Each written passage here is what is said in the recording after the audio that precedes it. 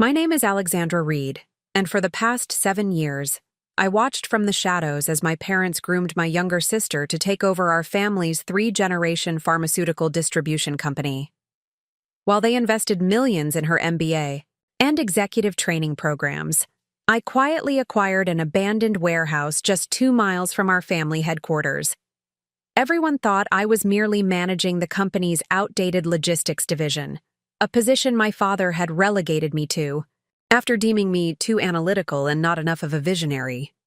What no one realized was that I was building a revolutionary medical technology company that would eventually be valued at $50 million. The day my sister was officially named CEO of Reed Pharmaceuticals, I signed the papers for my company's first international expansion. Before we jump back in, tell us where you're tuning in from, and if this story touches you, make sure you're subscribed, because tomorrow, I've saved something extra special for you. The morning ritual remained unchanged regardless of the day's significance. I rose at 4:45 a.m., prepared a precise pour-over coffee, reviewed industry reports for 30 minutes, and arrived at the Reed Pharmaceuticals warehouse by 6:15 a.m.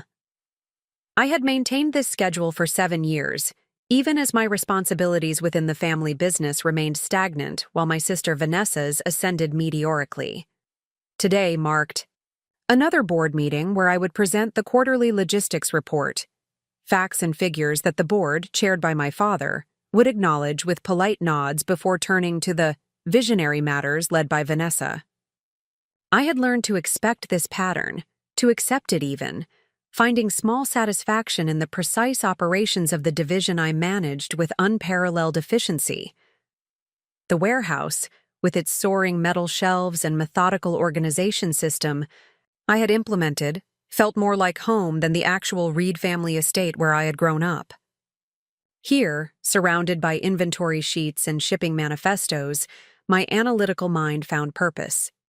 The employees, mostly long-tenured workers who had witnessed my growth from a summer intern to division manager, respected my attention to detail and unwavering work ethic.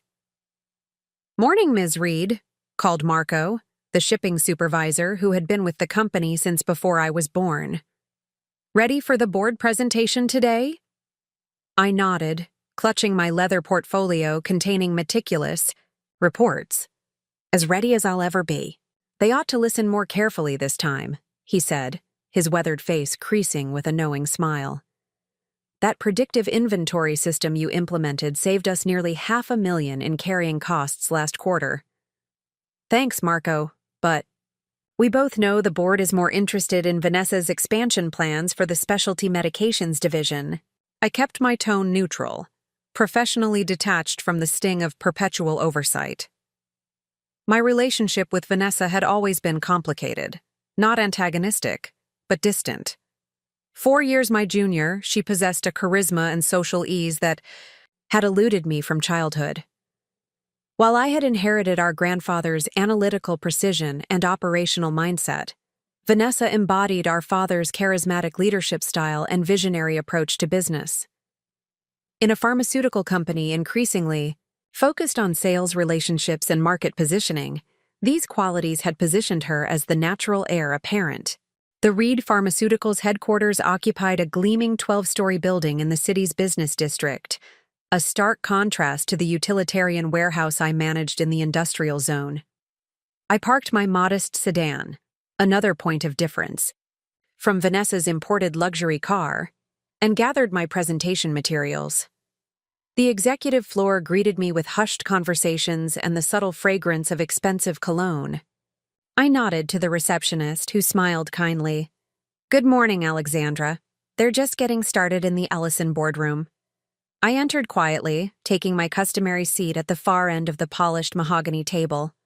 My father, Richard Reed, was already mid-sentence, gesturing enthusiastically as he outlined quarterly achievements to the assembled board members and executive team.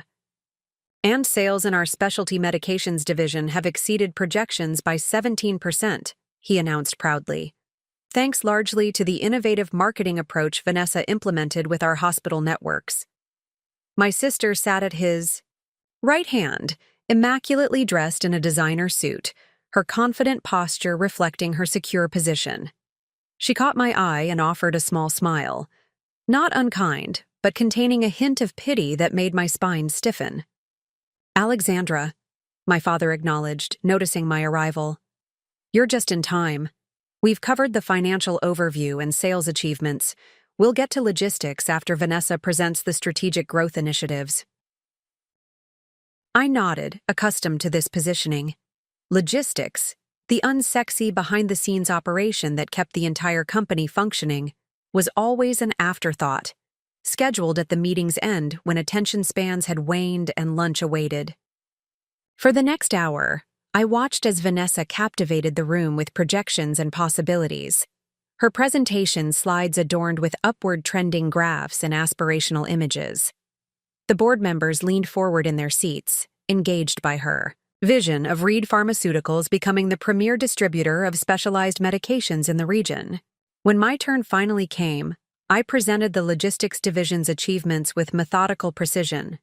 The implemented efficiencies, cost savings, and operational improvements that had actually generated much of the capital funding Vanessa's initiatives.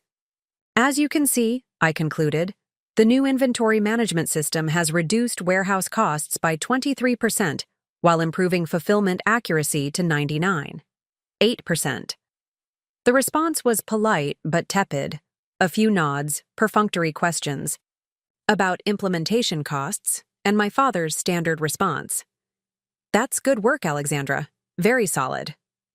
Solid. The word followed me throughout my career at Reed Pharmaceuticals.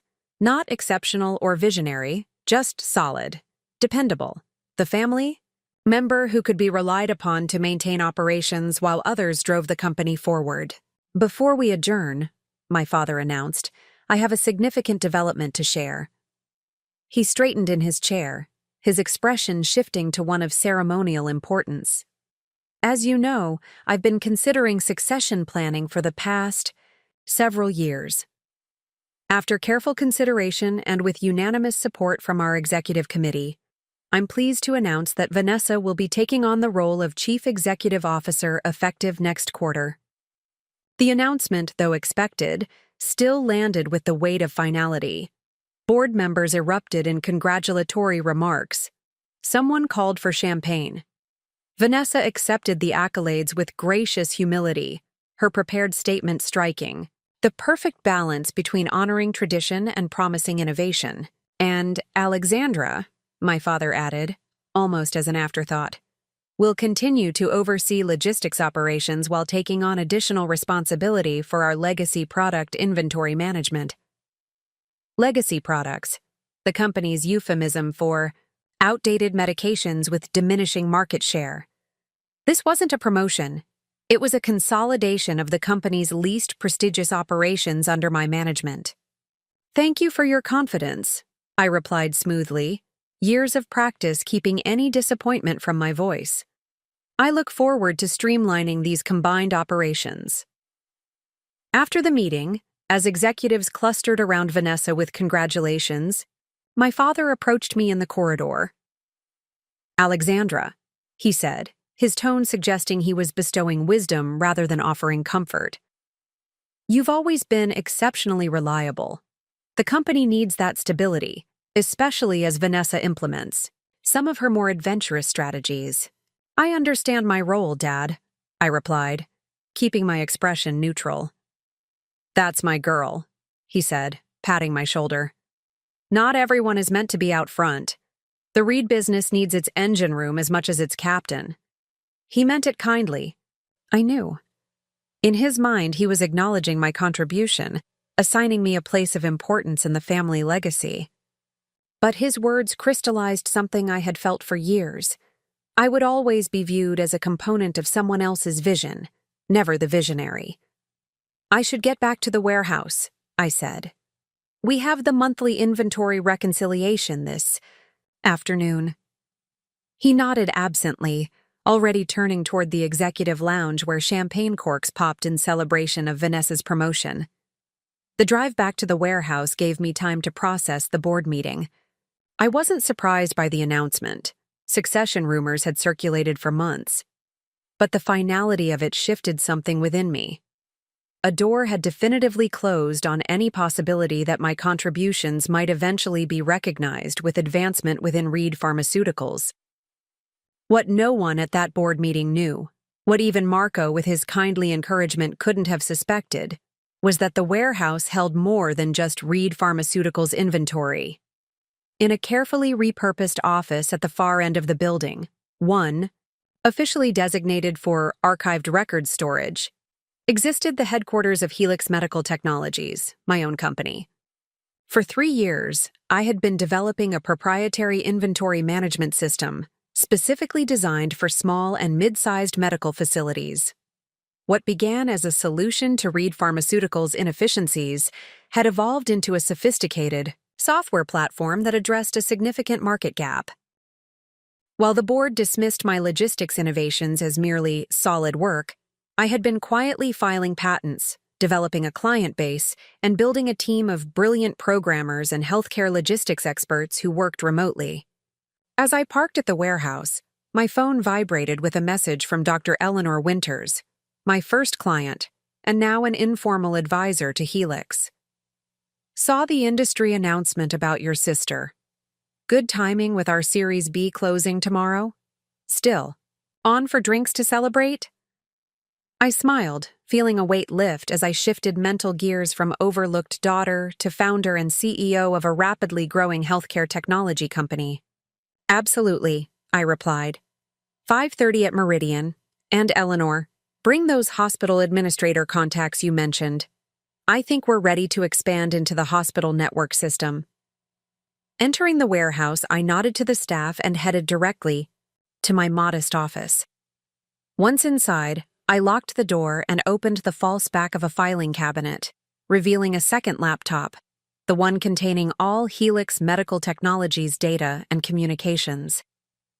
The screen displayed our most recent valuation from venture capital investors, $48. $7 million with projections to hit $50 million after tomorrow's funding round closure. I ran my fingers lightly over the projection chart, thinking of my father's dismissal of my solid achievements. If only they knew. I wasn't just managing warehouses and inventory. I was building an empire, one that would transform how medical supplies and pharmaceuticals were tracked, distributed, and managed across the healthcare industry. And I was doing it right under their noses, in the division they had relegated to the background. The irony wasn't lost on me. The very skills the Reed family undervalued, my analytical thinking, methodical planning, and operational precision, had become the foundation of a company poised to revolutionize the industry. While they celebrated Vanessa's appointment with champagne, I would soon be signing papers making me the majority shareholder of a $50 million enterprise that none of them even knew existed. Tomorrow would be another board meeting at Reed Pharmaceuticals for Vanessa's formal introduction as CEO-elect. I would sit at the far end of the table, present my logistics reports, and receive the usual polite acknowledgement. But for the first time, I would know something they didn't. I wasn't just the overlooked daughter relegated to managing warehouses. I was Alexandra Reed, founder and CEO of Helix Medical Technologies, and I was just getting started.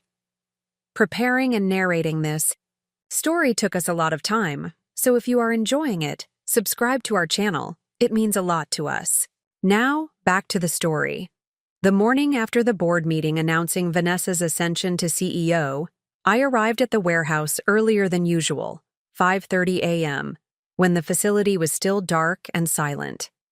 These solitary hours had become increasingly precious, providing the only time when I could fully inhabit my identity as the founder of Helix Medical Technologies rather than Alexandra Reed, the reliable logistics manager. I unlocked the warehouse's side entrance and made my way through the cavernous space, my footsteps echoing against concrete floors. The tall shelves of pharmaceuticals stood like sentinels in the dim emergency lighting.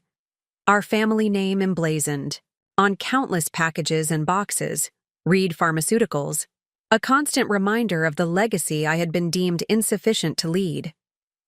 Reaching my office, I locked the door behind me and activated the small signal jammer I had installed months ago, a precaution against electronic surveillance that might have seemed paranoid to others, but felt necessary given what was at stake. I couldn't risk anyone at Reed Pharmaceuticals discovering my parallel venture, especially not today. The Series B funding meeting would finalize at 2 p.m., and I had scheduled a supplier audit for that timeframe in my Reed Pharmaceuticals calendar. 7 years of impeccable performance had earned me the autonomy to manage my own schedule, a freedom I had leveraged carefully to build Helix. I extracted my Helix laptop from its hiding place and opened the presentation I would deliver to investors later that day. The platform's interface gleamed on the screen, a sophisticated yet intuitive system that could track medical supplies from manufacturer to patient with unprecedented accuracy and efficiency. What had begun as a solution to problems I observed, at Reed had evolved into something far more revolutionary.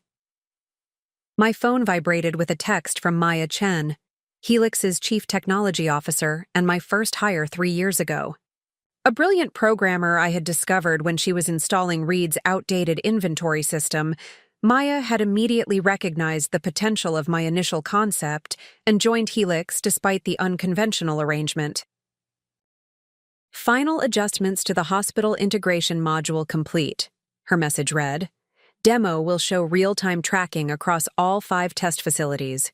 Investors will be impressed. I smiled, feeling the familiar thrill of creating something genuinely innovative. This wasn't about proving my worth to my family anymore, though that motivation had certainly fueled my early efforts. Helix had become its own mission, addressing inefficiencies in healthcare logistics that cost facilities millions and sometimes compromised patient care. Perfect, I replied. See you at Meridian at 1:30. At 6:15, the warehouse began coming to life as early shift workers arrived. I quickly secured the Helix materials and transformed back into Alexandra Reed, logistics manager. The transition had become second nature, a switch in posture, expression, even the tone of my voice. At Helix, I spoke with the authority of a founder and visionary. At Reed Pharmaceuticals, I maintained the deferential competence expected of a middle manager. "Morning, Ms. Reed," called Marco as he passed my office. "Early start today?" "Quarterly inventory reconciliation," I explained easily. "Thought I'd get ahead of it." He nodded approvingly. "Always on top of things. That's why this place runs like clockwork." If only my father shared Marco's appreciation for operational excellence. In Richard Reed's worldview, maintaining existing systems, no matter how efficiently, would always be subordinate to expanding into new markets, which was Vanessa's specialty. The morning passed with the usual routine of oversight, problem-solving, and preparation for the afternoon's supposed supplier audit. At 12:45, I informed the floor supervisor I would be off-site for the remainder of the day and drove toward downtown, changing clothes in my car at a remote parking garage, from conservative business attire to a more commanding designer suit that reflected my status as Helix's CEO. Meridian Capital Partners occupied the 32nd floor of the city's most prestigious office tower, a deliberate choice for our funding meeting, as the location was across town from any Reed Pharmaceuticals. Connections. I took a deep breath before entering, mentally stepping fully into my role as Alexandra Reed, founder and CEO of Helix Medical Technologies. The conference room already contained Maya and our small executive team, along with Eleanor Winters and the venture capital representatives who had been courting Helix for months. "Alexandra," greeted Jonathan Mercer, the lead investor, with genuine warmth. "We're eager to see the hospital integration demonstration. The preliminary data is remarkable." For the next hour, I led the presentation with confidence that would have shocked anyone from Reed Pharmaceuticals. I detailed Helix's proprietary algorithms, demonstrated the system's capabilities across multiple healthcare environments, and outlined our expansion strategy with the precision and vision of someone who had been building toward this moment for years. When Maya conducted the live demonstration showing real-time tracking of medical supplies across 5 hospital test sites, audible murmurs of approval spread through the room. The technology worked flawlessly, confirming what our early adopters had already discovered. Helix's system could reduce waste by 34% while improving critical supply availability by 28%. The implications for patient outcomes are substantial, noted Dr. Winters. In emergency settings, this level of inventory precision can literally save lives. Jonathan Mercer leaned forward, his expression one of decided approval.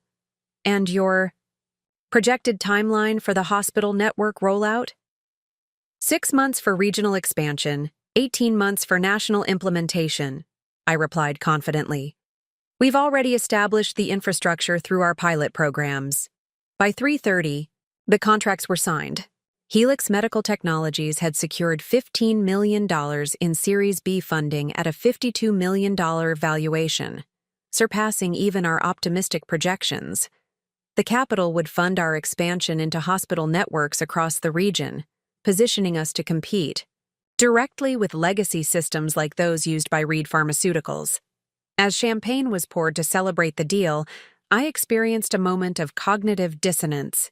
Here, I was celebrated as a visionary founder who had identified a critical market gap and developed an innovative solution. 12 miles away at Reed Pharmaceuticals, I was the reliable but uninspiring daughter relegated to maintaining inventory systems my father considered obsolete. To Alexandra, toasted Eleanor, raising her glass, who saw what everyone else missed and had the courage to build it herself. The irony was almost too perfect. After the celebration concluded, I changed back into my Reed Pharmaceuticals attire in the same parking garage and returned to the warehouse to complete actual work. Before heading home, the dual life was exhausting but necessary, at least for now. That evening, my phone rang with an unexpected caller, my mother, Catherine Reed. Alexandra, dear. Her voice carried its usual mix of affection and light detachment. Your father, and I would like you to join us for dinner tomorrow at the house. A small celebration for Vanessa's new position.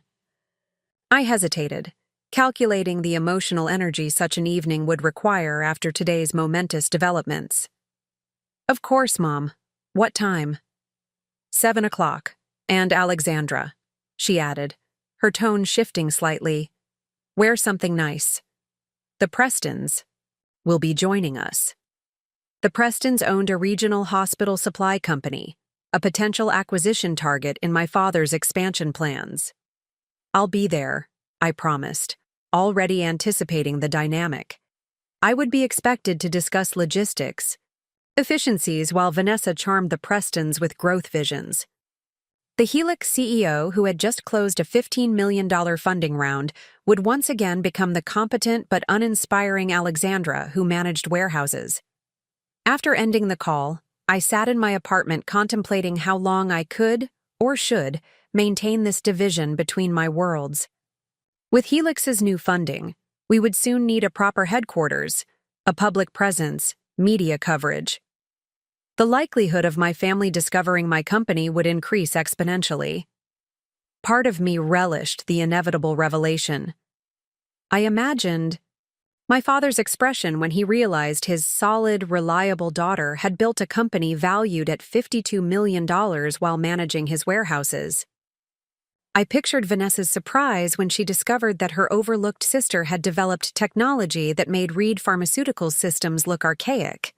But another part recognized the complex emotions involved. This wasn't just about proving my worth or achieving vindication. My parents had raised us with certain expectations, certain perceptions of our strengths and limitations. They had channeled us into roles they believed matched our abilities. Their view of me as the dependable, detail-oriented daughter, rather than a visionary leader, wasn't born of malice, but of genuine belief. My phone chimed with an email alert, the official press release announcing Vanessa's appointment as CEO of Reed Pharmaceuticals, effective in 3 months. The carefully crafted statement praised her innovative vision and strategic acumen, highlighting her MBA from Wharton and executive training at prestigious programs. A quote from my father expressed his complete confidence that Vanessa will lead Reed Pharmaceuticals into a new era of growth and prominence. I was mentioned in the final paragraph. Alexandra Reed will continue to oversee the company's logistics and legacy product divisions, maintaining the operational excellence that supports Reed Pharmaceuticals' customer service standards. The language was telling. Vanessa would lead, I would maintain. What the press release couldn't capture, what no one in the Reed family or company yet understood, was that I had transcended the limitations of their perceptions. While fulfilling the role they had assigned me, I had simultaneously built something that would ultimately transform the very industry they operated within. Tomorrow night, I would attend the family dinner as expected. I would wear something nice, as my mother requested. I would discuss logistics efficiencies with the Prestons while Vanessa outlined acquisition strategies. I would play my assigned role in the family dynamic with the same precision I brought to every aspect of my professional life. But I would do so knowing what no one else at that table knew, that while Reed Pharmaceuticals celebrated a carefully planned succession within established parameters, Helix Medical Technologies was preparing to disrupt the entire industry with innovations no one at Reed had even imagined. The dual life was demanding, requiring constant vigilance and energy.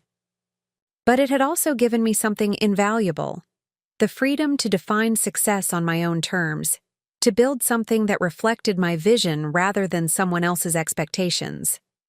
As I prepared for bed, I realized that the real revelation wasn't the eventual disclosure of Helix to my family. It was my own understanding that I had never needed their recognition to validate my capabilities. I had needed only the courage to pursue my vision despite their limited perception of what I could achieve. Tomorrow would be another day of calculated compartmentalization. But soon, perhaps sooner than I had originally planned, the worlds would collide. And when they did, it wouldn't be about proving my parents wrong. It would be about introducing them to who I had always been beneath the role they had assigned me. The overlooked daughter had built an empire, not to spite her family, but because she saw possibilities they couldn't imagine. Not as an act of rebellion, but as an expression of her authentic vision. This realization felt more powerful than any funding milestone or valuation figure. I fell asleep with a sense of quiet determination. The next phase would require even more courage than building Helix in secret. It would require standing fully, in my truth, before those who had defined me too narrowly for too long. The Reed family estate sat on 3 manicured acres in the city's most exclusive neighborhood, a sprawling colonial-style mansion that had appeared in architectural magazines and society pages with equal frequency. As I drove through the ornate, iron gates, memories cascaded through my mind. Childhood dinners where Vanessa's school achievements dominated conversation. Adolescent years when my mathematical aptitude was acknowledged but never celebrated like my sister's charisma. College summers when my internship in the warehouse was viewed as practical experience, while Vanessa's marketing position was considered strategic preparation. I parked my sensible sedan beside Vanessa's luxury SUV and my father's vintage Jaguar. Taking a moment to collect myself, I checked my appearance in the rearview mirror. I had chosen a tailored designer dress in deep navy, elegant but understated. For these family occasions, I had learned that looking too fashionable would prompt questions about wasting money, while appearing too casual would elicit comments about making an effort for important guests. At precisely 6:55 p.m., I rang the doorbell of my childhood home, a small act of independence. Family was expected to walk in unannounced, but I had established this boundary years ago, asserting my status as an adult with her own home rather than an extension of the Reed household. Our housekeeper, Mrs. Winters, answered the door with genuine warmth. "Miss Alexandra, lovely to see you. Everyone's in the main living room." I followed the sound of conversation and laughter to find my parents, Vanessa and her husband Blake, and the Prestons already gathered around cocktails. The scene felt orchestrated, my father holding court by the fireplace, my mother elegant in a designer outfit that perfectly complemented Vanessa's ensemble, suggesting a coordinated effort that hadn't included me. "Alexandra, you're right on. Time," my father noted, his tone making punctuality sound like a predictable character trait rather than a courtesy. "You remember Charles and Diane Preston, of course." I greeted the Prestons warmly, noting how Charles's eyes widened slightly with recognition. "Alexandra Reed," he said, shaking my hand firmly. "I've been hearing your name in interesting places recently." My pulse quickened. Had news of Helix already reached the Prestons? Had our hospital network integration plans been discovered? "All good things, I hope," I replied evenly, accepting a glass of wine from my mother. "Charles, Alexandra manages our logistics division," my father interjected, his tone suggesting he was providing necessary context for an unmemorable introduction. "She keeps everything running smoothly behind the scenes while we forge ahead with strategic initiatives." Charles's expression shifted slightly. "Ah, of course. Logistics. Vital component." The momentary tension dissipated, but Charles's initial reaction lingered in my mind. What had he heard? From whom? Dinner proceeded with practiced formality in the grand dining room. My mother had arranged seating strategically, my father at the head with Charles Preston to his right and Vanessa to his left, best positioned for conversation about Reed Pharmaceuticals' future. I sat beside Diane Preston, expected to engage in pleasant but insignificant conversation. "So, Alexandra," Diane began as the first course was served, "Richard tells us you're quite the efficiency expert." "I enjoy optimizing systems," I acknowledged, deliberately understating my role. "Finding ways to reduce waste while improving service quality." "Alexandra redesigned our entire warehouse management system," Vanessa offered unexpectedly. "Dad says it saved the company millions over the past few years." I glanced at my sister, surprised by her acknowledgement. Vanessa smiled with what appeared to be genuine appreciation. Despite our different positions within the family hierarchy, we had never been actively antagonistic. Our distance was structural rather than personal, created by our parents' rigid perceptions rather than genuine hostility between us. "The warehouse division has certainly performed adequately under Alexandra's supervision," my father conceded before pivoting. "But Charles, you'll be most interested in our specialty medications expansion. Vanessa has developed an aggressive growth strategy that aligns perfectly with where we see potential synergies with Preston Medical Supply." The conversation obediently shifted to acquisition possibilities, market positioning, and synergistic opportunities, topics where Vanessa could shine and my operational expertise became irrelevant. I participated with appropriate interest while observing the dynamics around the table. My father, animated and engaged when discussing strategy with Vanessa, barely glanced in my direction. My mother, ever the perfect corporate wife, supported every point my father made while ensuring wine glasses remained filled and conversation flowed smoothly. The Prestons focused their attention where the power clearly resided, on Richard Reed and his anointed successor. As the main course was served, Charles Preston unexpectedly redirected the conversation. "Alexandra, forgive me for returning to logistics, but I'm curious. What's your perspective on the emerging technology platforms in medical supply chain management? We've been approached by several startups recently." The question landed like a stone in still water. My father's expression flickered with annoyance at the disruption of his preferred narrative, while Vanessa looked genuinely interested in my response. I measured my words carefully, navigating between my Alexandra Reed, logistics manager persona, and my deeper knowledge as Helix's founder. The technology is advancing rapidly. Traditional distribution models are becoming increasingly vulnerable to disruption by systems that offer real-time tracking and predictive analytics. Precisely. Charles leaned forward. Just yesterday, I met with representatives from a promising company developing exactly that kind of platform. Helix Medical Technologies, I believe. Their hospital integration pilot results are remarkable. The wine glass nearly slipped from my fingers. Helix representatives? Yesterday? I had been at every Helix meeting personally, and we had no scheduled presentation with Preston Medical Supply. Fascinating, I managed, maintaining my composure through sheer force of will. What impressed you most about their approach? As Charles detailed elements of Helix's proprietary system with surprising accuracy, I realized what must have happened. After our funding announcement, one of our more enthusiastic venture partners had likely made an unauthorized outreach to potential clients like Preston. It was premature and potentially problematic, but I couldn't address it here without revealing my connection. It sounds rather experimental, my father interjected dismissively. These tech startups promise the moon but rarely deliver practical solutions for established businesses. Reed Pharmaceuticals has used the same distribution system for 20 years with proven reliability. With respect, Richard, Charles replied thoughtfully, that may be precisely the vulnerability. The healthcare landscape is changing dramatically. Distribution efficiency is becoming a competitive advantage, not just an operational necessity. My father frowned slightly. I'm sure Alexandra would agree that our current systems, while perhaps not cutting edge, serve our needs adequately.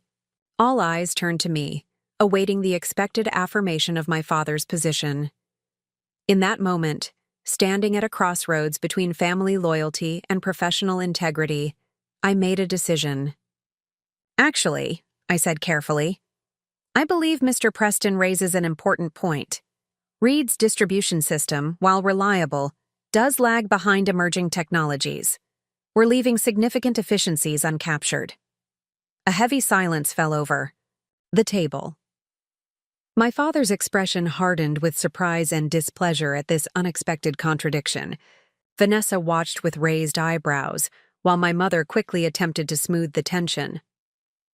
Perhaps this is a conversation better suited for the office rather than a celebratory dinner, she suggested lightly. Alexandra, would you help me? Bring out dessert. In the kitchen, away from the others, my mother's carefully maintained composure slipped slightly. Alexandra, what are you doing? This evening is about celebrating Vanessa's appointment and exploring the Preston acquisition. Why? Would you contradict your father in front of potential business partners? Because he's wrong, Mom, I replied simply. And Charles Preston knows it. Pretending our distribution systems are adequate when they're obsolete doesn't serve anyone. Not Reed Pharmaceuticals, not the Prestons, and certainly not our end users, patients, who depend on timely, accurate delivery of medications. My mother stared at me as if seeing someone unfamiliar. When did you become so assertive? This isn't like you, Alexandra. Her words crystallized something I had felt for years. The family's perception of me, quiet, agreeable, detail-oriented but never challenging, had become so entrenched that any deviation registered as a personality transformation rather than the emergence of my authentic self. Maybe this is exactly who I am, I said quietly. Maybe you've just never noticed. We returned to the dining room with dessert, the conversation having moved to safer topics. But Charles Preston's gaze followed me with newfound interest, reassessing the unassuming logistics manager who had unexpectedly contradicted the company patriarch on matters of technological innovation. As coffee was served, Charles directed another question my way. Alexandra, if you were to modernize Reed's distribution system, what approach would you take? Before my father could intervene, I responded with the conviction of someone who had spent years developing solutions to these exact challenges. I would implement a cloud-based platform with real-time tracking capabilities, predictive analytics for inventory management, and seamless integration across the supply chain from manufacturer to patient. The return on investment would be substantial, within 18 months through waste reduction alone. Charles nodded approvingly. Precisely what this Helix company is proposing. Perhaps Reed Pharmaceuticals should consider them as a technology partner rather than viewing Preston as merely an acquisition target. My father's expression darkened further. "We'll certainly explore all options," he replied diplomatically, though his tone suggested otherwise. His gaze fixed on me with a mixture of confusion and disapproval, unaccustomed to my speaking with authority on strategic matters. As the evening concluded and goodbyes were exchanged, Charles Preston clasped my hand firmly. "Alexandra, I'd like to continue our conversation about distribution technologies. Would you be open to meeting separately from the formal acquisition discussions?" "I'd be happy to," I replied, acutely aware of my father watching this exchange with evident displeasure. Driving away from the estate, I felt a complex mixture of emotions. The carefully constructed wall between my two professional identities was developing cracks, hastened by unexpected developments like the Preston connection to Helix. Maintaining the separation was becoming increasingly difficult and perhaps counterproductive. My phone rang through the car's Bluetooth system. "Vanessa. Calling, an unusual occurrence." "That was an interesting evening," she began without preamble. "I've never seen you challenge Dad like that before." "It wasn't about challenging him," I clarified. "It was about being honest about Reed's technological vulnerabilities." A moment of silence followed. "You know a lot more about these emerging platforms than you've let on in board meetings. Why haven't you pushed harder for modernization before now?" The question hit directly at the contradiction I had been living.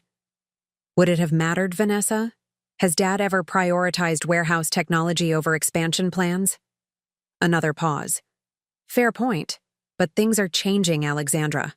I'm going to be CEO in 3 months, and I don't share Dad's dismissive view of operational technology. If you have ideas about modernizing our systems, I want to hear them." The irony was almost painful.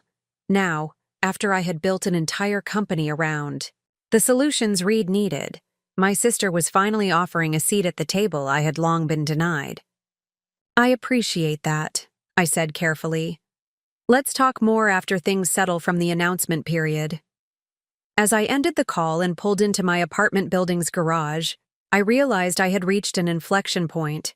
The family dinner had accelerated a process already in motion, the inevitable collision of my dual professional identities. Charles Preston's unexpected knowledge of Helix, Vanessa's sudden interest in my technological expertise, my own growing discomfort with compartmentalizing my knowledge and capabilities, all were pushing toward a revelation I had both desired and dreaded. The question was no longer whether my family would discover Helix and my role as its founder, but when and how that discovery would occur. And more importantly, how I would navigate the personal and professional ramifications when it did. As I entered my apartment, my phone chimed with an email notification. The subject line froze me in place. "Helix Medical Technologies featured in Healthcare Innovation Quarterly. Issue release tomorrow." The magazine had requested an interview weeks ago. I had provided responses but assumed the feature would be published later in the quarter. Opening the email revealed not only that the article would appear in tomorrow's issue, but that they had used a professional headshot I had provided for an industry conference, a clear, unmistakable image that anyone who knew Alexandra Reed would recognize instantly. The overlooked daughter was about to step fully into the light, ready or not. Sleep eluded me that night as I contemplated the impending publication of the Healthcare Innovation Quarterly feature. By 5 a.m., I abandoned the pretense of rest and sat at my kitchen island with a cup of strong coffee, scrolling through the digital advance copy the magazine's editor had sent overnight. Disrupting from Within: How Alexandra Reed Built a $50 million healthcare technology company while no one was looking. The headline itself was a declaration of independence, from my family's perceptions, from the constraints of Reed Pharmaceuticals, from the invisibility I had both resented and leveraged. The article detailed Helix's innovative approach to medical supply chain management, our successful hospital implementation pilots, and the recent Series B funding that valued the company at $52 million. But more significantly, it positioned me as a visionary founder who had identified critical inefficiencies in healthcare distribution systems and developed revolutionary solutions. Alexandra Reed may not be a household name in healthcare technology yet, the article concluded, but industry insiders predict Helix Medical Technologies will soon transform how medical supplies and pharmaceuticals move from manufacturers to patients, potentially saving healthcare systems billions while improving care outcomes. The irony was unmistakable. While Reed Pharmaceuticals had relegated me to managing outdated logistics operations, I had been simultaneously building a company that would render those very systems obsolete. While my family celebrated Vanessa's appointment to lead their traditional distribution business, I had been creating technology that would fundamentally disrupt that business model. By 6:30 a.m., my phone began buzzing with notifications as the digital edition went live. LinkedIn connections congratulating me, industry colleagues expressing admiration, former classmates registering surprise, and finally, the message I had been anticipating with a mixture of dread and anticipation, a text from Vanessa. "We need to talk. Now." I considered my options carefully.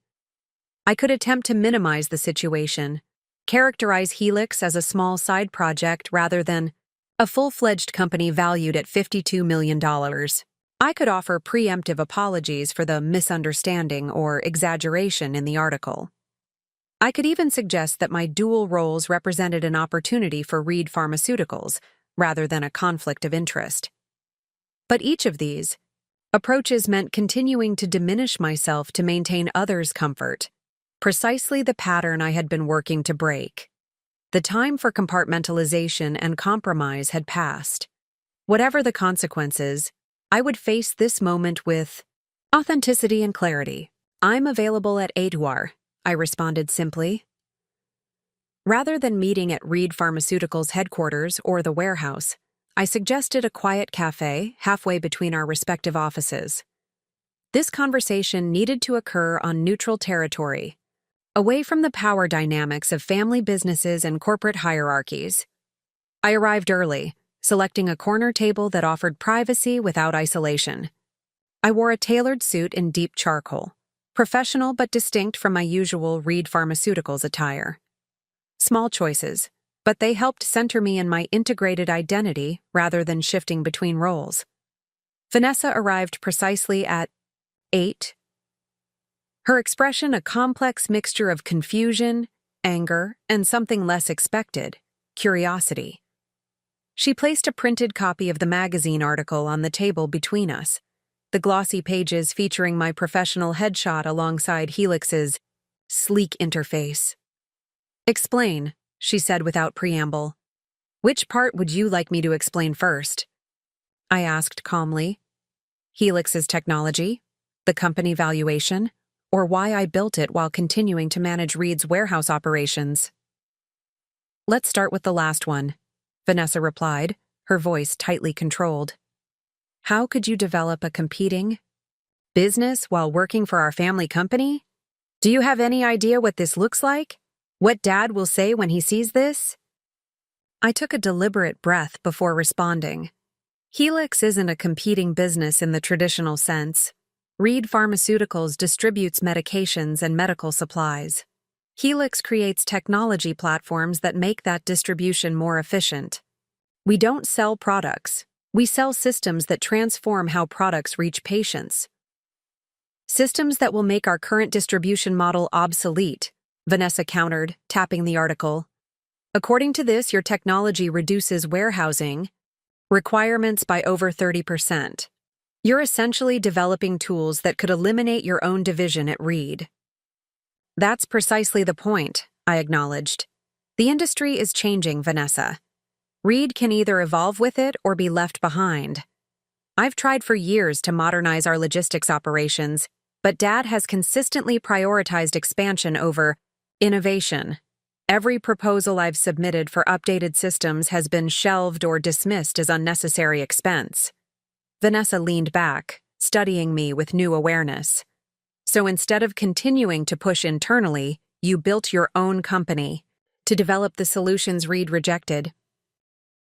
Disrupting from within. How Alexandra Reed built a $50 million healthcare technology company while no one was looking. The headline itself was a declaration of independence, from my family's perceptions, from the constraints of Reed Pharmaceuticals, from the invisibility I had both resented and leveraged.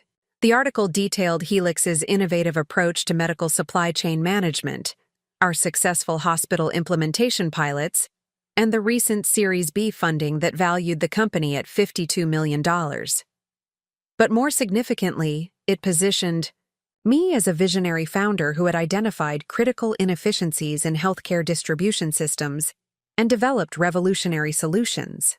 Alexandra Reed may not be a household name in healthcare technology yet, the article concluded, but industry insiders predict Helix Medical Technologies will soon transform how medical supplies and pharmaceuticals move from manufacturers to patients, potentially saving healthcare systems billions while improving care outcomes.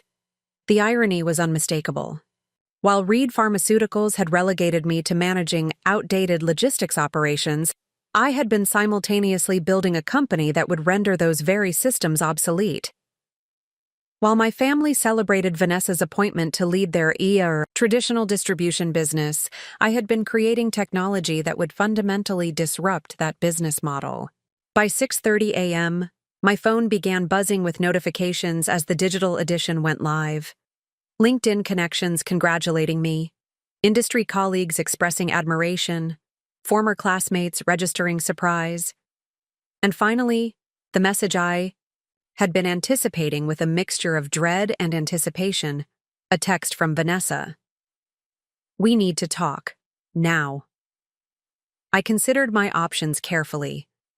I could attempt to minimize the situation, characterize Helix as a small side project rather than a full-fledged company valued at $52 million. I could offer preemptive apologies for the misunderstanding or exaggeration in the article. I could even suggest that my dual roles represented an opportunity for Reed Pharmaceuticals rather than a conflict of interest.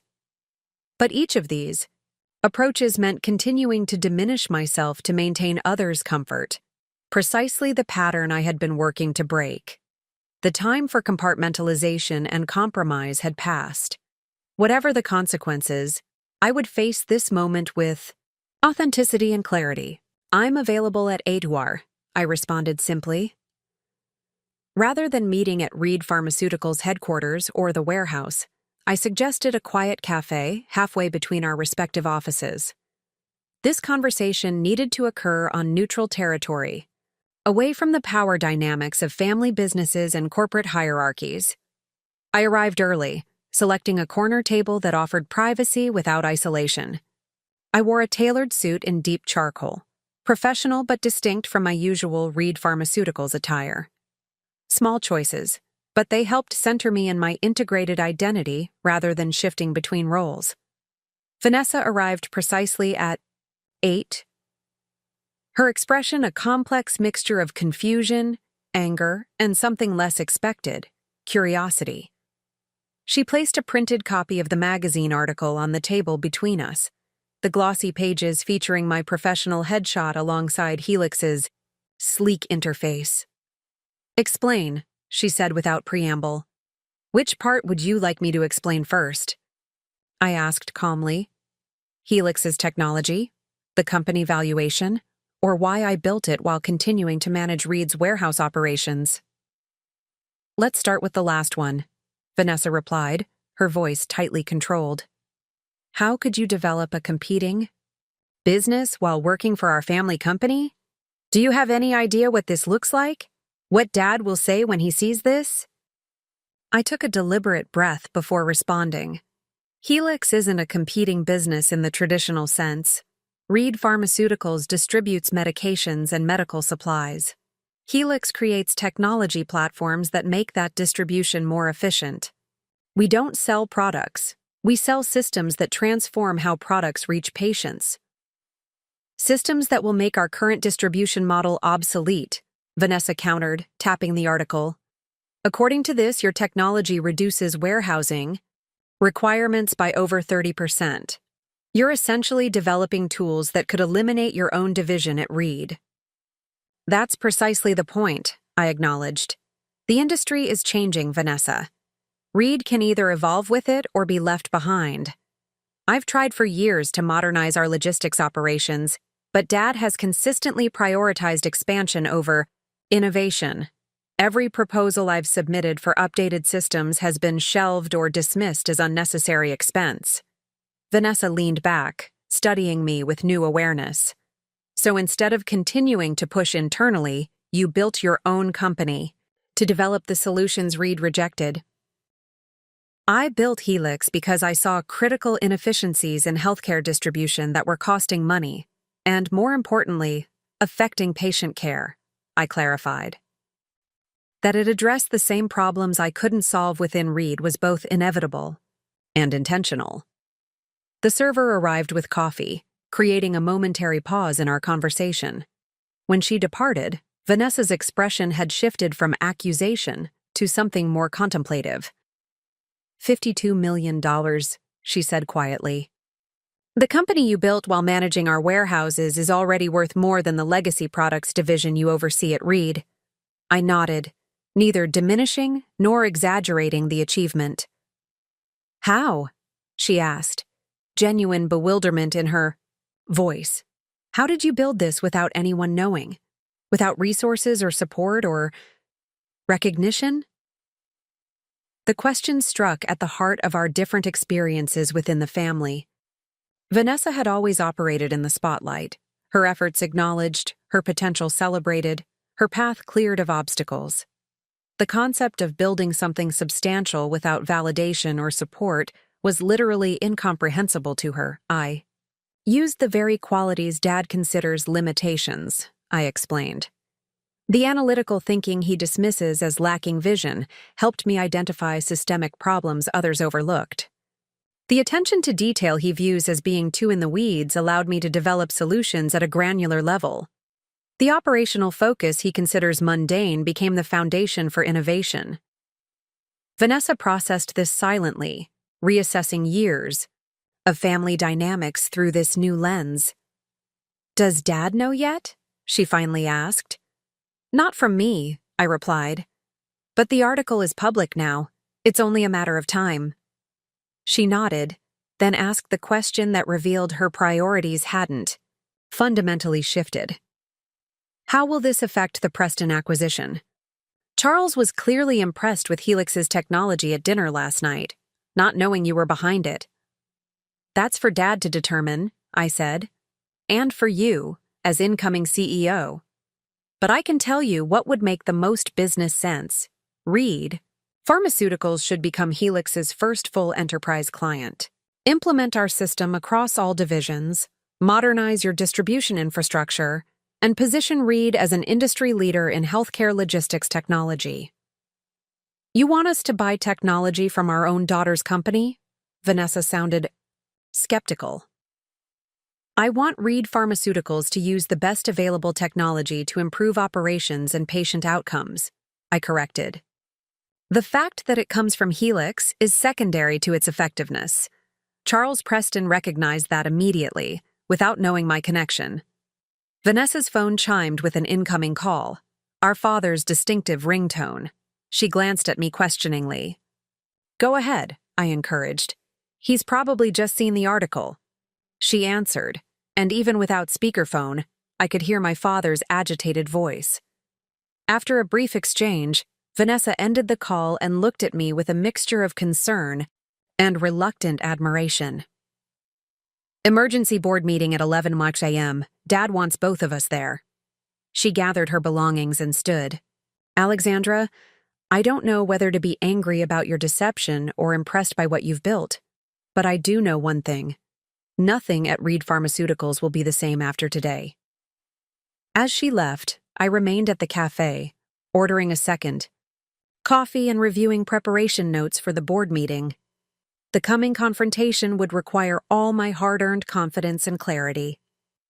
My phone continued buzzing with congratulatory messages and press inquiries about the article, a sharp contrast to the storm gathering at Reed Pharmaceuticals headquarters. Maya called, concerned about potential fallout. "Your family owns a pharmaceutical distribution company, and they're just now discovering you founded Helix? What's your strategy for handling this?" "Transparency and integrity," I replied. "No more compartmentalizing, no more diminishing what we've built. Helix stands on its own merits regardless of my family connections.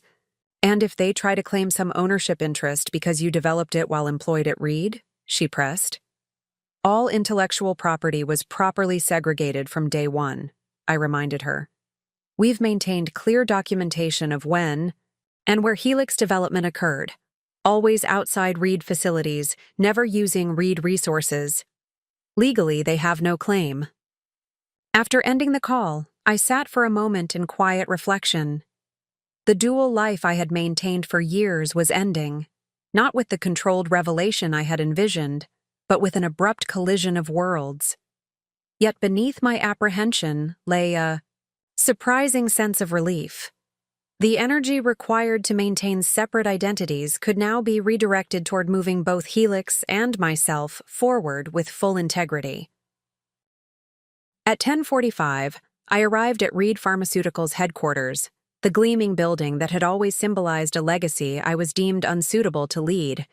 The receptionist, who had greeted me hundreds of times as Miss Alexandra from Logistics, looked up with new interest as I approached. "Ms. Reed," she said with notable formality, "the board is assembling in the executive conference room. Your father asked that you proceed directly there upon arrival." The elevator ride to the top floor felt like ascending to a reckoning long in the making. As the doors opened, I saw Vanessa waiting in the corridor, her expression unreadable. "They're all inside," she said quietly. "Dad, Mom, the entire board. The Preston acquisition discussion has been tabled indefinitely. This meeting is entirely about you and Helix." I nodded, straightening my shoulders. "Then let's not keep them waiting." "Alexandra," Vanessa added, placing a hand on my arm before I could reach for the door. "Whatever happens in there, I want you to know I'm seeing you differently today." "We all are." The simple acknowledgement that I was finally being seen more fully, more accurately, felt more validating than I had anticipated. For years, I had told myself I didn't need my family's recognition, that I had transcended the need for their approval. Yet hearing Vanessa acknowledge the shift in perception affected me deeply. "Thank you," I said simply. Together, we entered the conference room where the Reed Pharmaceuticals board, including our parents, awaited. My father sat at the head of the table, a copy of Healthcare Innovation Quarterly open before him, his expression thunderous with a mixture of anger, confusion, and something less decipherable. Perhaps pride, carefully disguised. Perhaps fear that the daughter he had underestimated had become a force he could no longer control. "Alexandra," he began as we took our seats, his voice deliberately measured, "it appears you have quite a story to tell." The moment of truth had arrived. Years of working in shadows, of divided identity, of unacknowledged achievement had culminated in this confrontation. As I prepared to address the board, I felt a surging clarity. This wasn't merely about defending Helix or explaining my choices. It was about finally standing fully in the truth of who I was and what I had created. Not as the overlooked daughter seeking validation, but as a successful founder and CEO ready to chart her own course. "Yes, Dad," I replied with calm confidence. "I certainly do." The Reed Pharmaceuticals boardroom had witnessed countless strategic discussions, acquisition debates, and succession planning meetings. But nothing had prepared it for this confrontation. A daughter challenging the fundamental assumptions of her family's business while simultaneously revealing herself as a successful founder in her own right. 12 pairs of eyes focused on me with expressions ranging from confusion to curiosity to outright hostility. My father, still processing the implications of the Healthcare Innovation Quarterly article, maintained his position at the head of the table like a monarch whose authority had been unexpectedly questioned. "Before we begin," he stated, his voice carrying the practiced authority of someone accustomed to controlling narratives, "I want to clarify for the board that this meeting was called to address a serious conflict of interest. While employed as a division manager at Reed Pharmaceuticals, Alexandra apparently established a competing enterprise without disclosure to this company or its board. The framing was deliberate, placing me immediately on the defensive, casting my achievements as ethical violations rather than innovations. It was a negotiation tactic I had observed throughout my life, my father's instinct to establish dominance in any challenging situation. "With respect," I responded, keeping my voice steady, "I'd like to correct several mischaracterizations in that introduction. First, Helix Medical Technologies is not a competing enterprise. We don't distribute pharmaceuticals or medical supplies. We create technology platforms that optimize how these products move through the healthcare ecosystem. Second, all Helix development occurred outside Reed facilities, using no Reed resources, and on my own time. I opened my portfolio and distributed a document to each board member. This is a comprehensive timeline of Helix's development, funding history, and client acquisition. You'll note that all intellectual property was properly segregated from my Reed responsibilities with documentation reviewed by independent legal counsel." My father's expression tightened at this evidence of meticulous preparation. He had expected contrition, perhaps even intimidation. Instead, he faced a prepared executive defending a legitimate business enterprise. "The ethical question remains," interjected Harold Winters, the longest-serving board member and my father's close friend. "You gained expertise in pharmaceutical distribution through your position at Reed, then used that knowledge to create a company that could potentially undermine Reed's traditional business model." I turned to address him directly. "Mr. Winters, I've presented improvements to Reed's distribution systems annually for 7 years. Each proposal was declined as unnecessary or premature. The board minutes reflect these presentations and subsequent rejections." I gestured to another section of my distributed materials. Page 4 contains excerpts from those minutes, highlighting specific innovations I proposed that were deemed unnecessary for Reed, but later became foundational to Helix's technology. A murmur rippled through the room as board members referenced the cited documents. Even my father appeared momentarily disconcerted by this methodical dismantling of the conflict narrative. "What Alexandra fails to mention," my father countered, regaining his composure, "is that Reed Pharmaceuticals invested considerably in her professional development. Her salary, her position, the operational experience she gained, all provided by this company with the expectation of loyalty in return. There it was, the familiar invocation of loyalty, the implication that professional growth came with permanent obligation and limitation. I had anticipated this argument and prepared accordingly. Reed Pharmaceuticals employed me as a logistics manager with commensurate compensation," I replied evenly. "In exchange, I provided services that generated documented efficiencies worth millions to this company." I turned to the board members. "The annual reports confirm that under my management, the logistics division reduced operational costs by 27% while improving fulfillment accuracy to 99.8%. My contributions to Reed have more than justified my compensation." My mother, who rarely spoke during board meetings despite holding a significant ownership stake, leaned forward with an expression of bewilderment. "Alexandra, what I don't understand is why. Why build this company in secret? Why not bring these innovations to Reed directly?"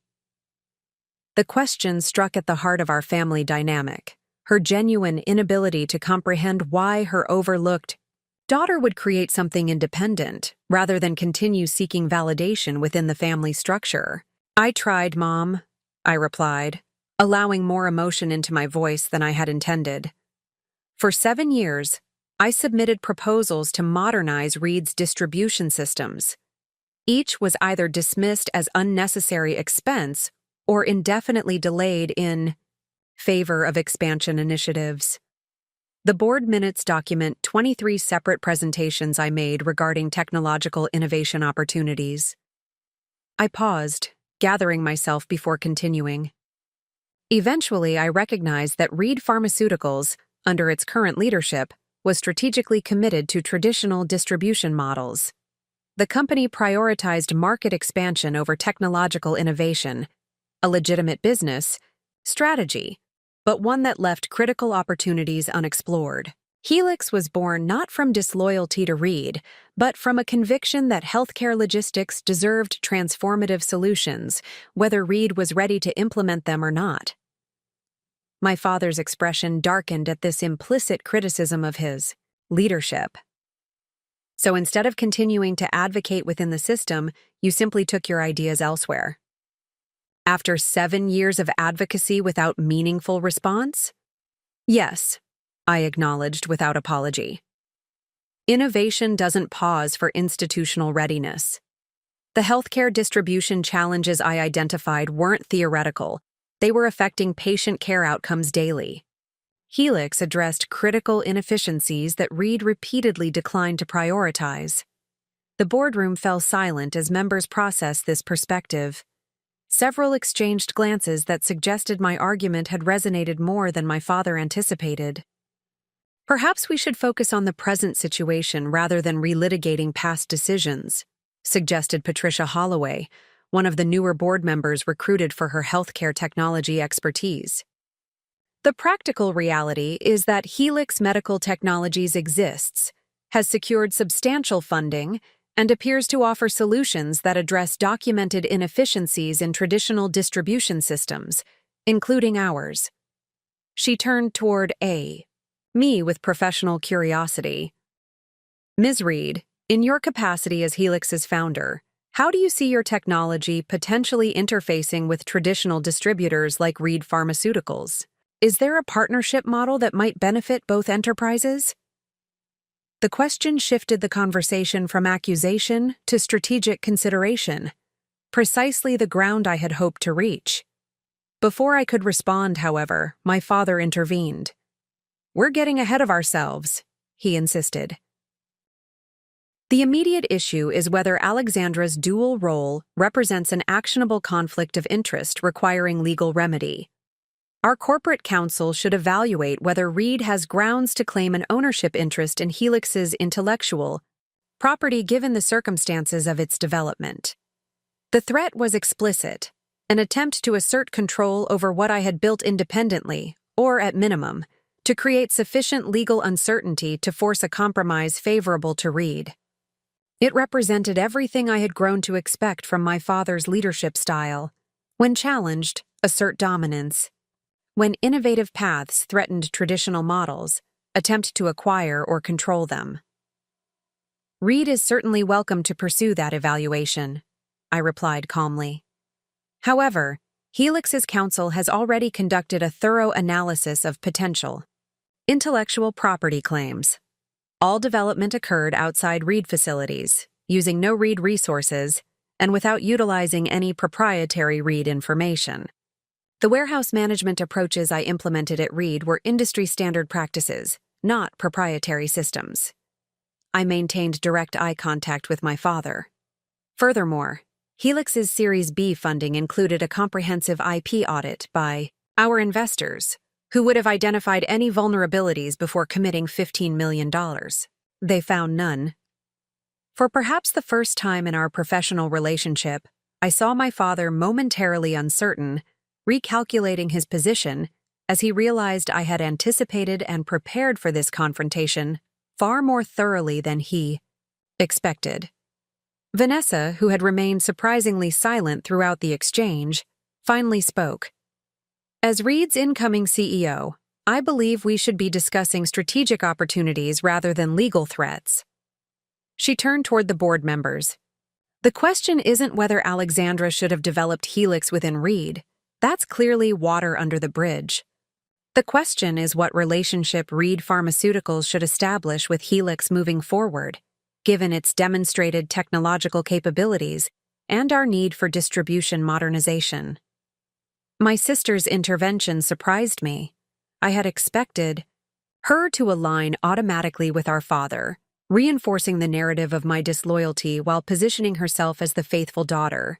Instead, she was creating space for a more productive conversation, one focused on future possibilities rather than past grievances. Exactly, affirmed Patricia Holloway. The Preston acquisition discussions highlighted our technological vulnerabilities.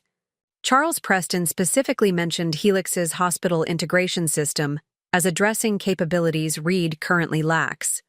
Perhaps instead of viewing this situation as a conflict, we should consider it a potential alignment of interests. My father's expression remained skeptical, but I could see him processing the shifting sentiment around the table.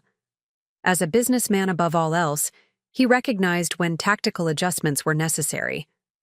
What specifically would such an alignment entail? He asked, his tone still guarded but no longer openly hostile. I seized the opening.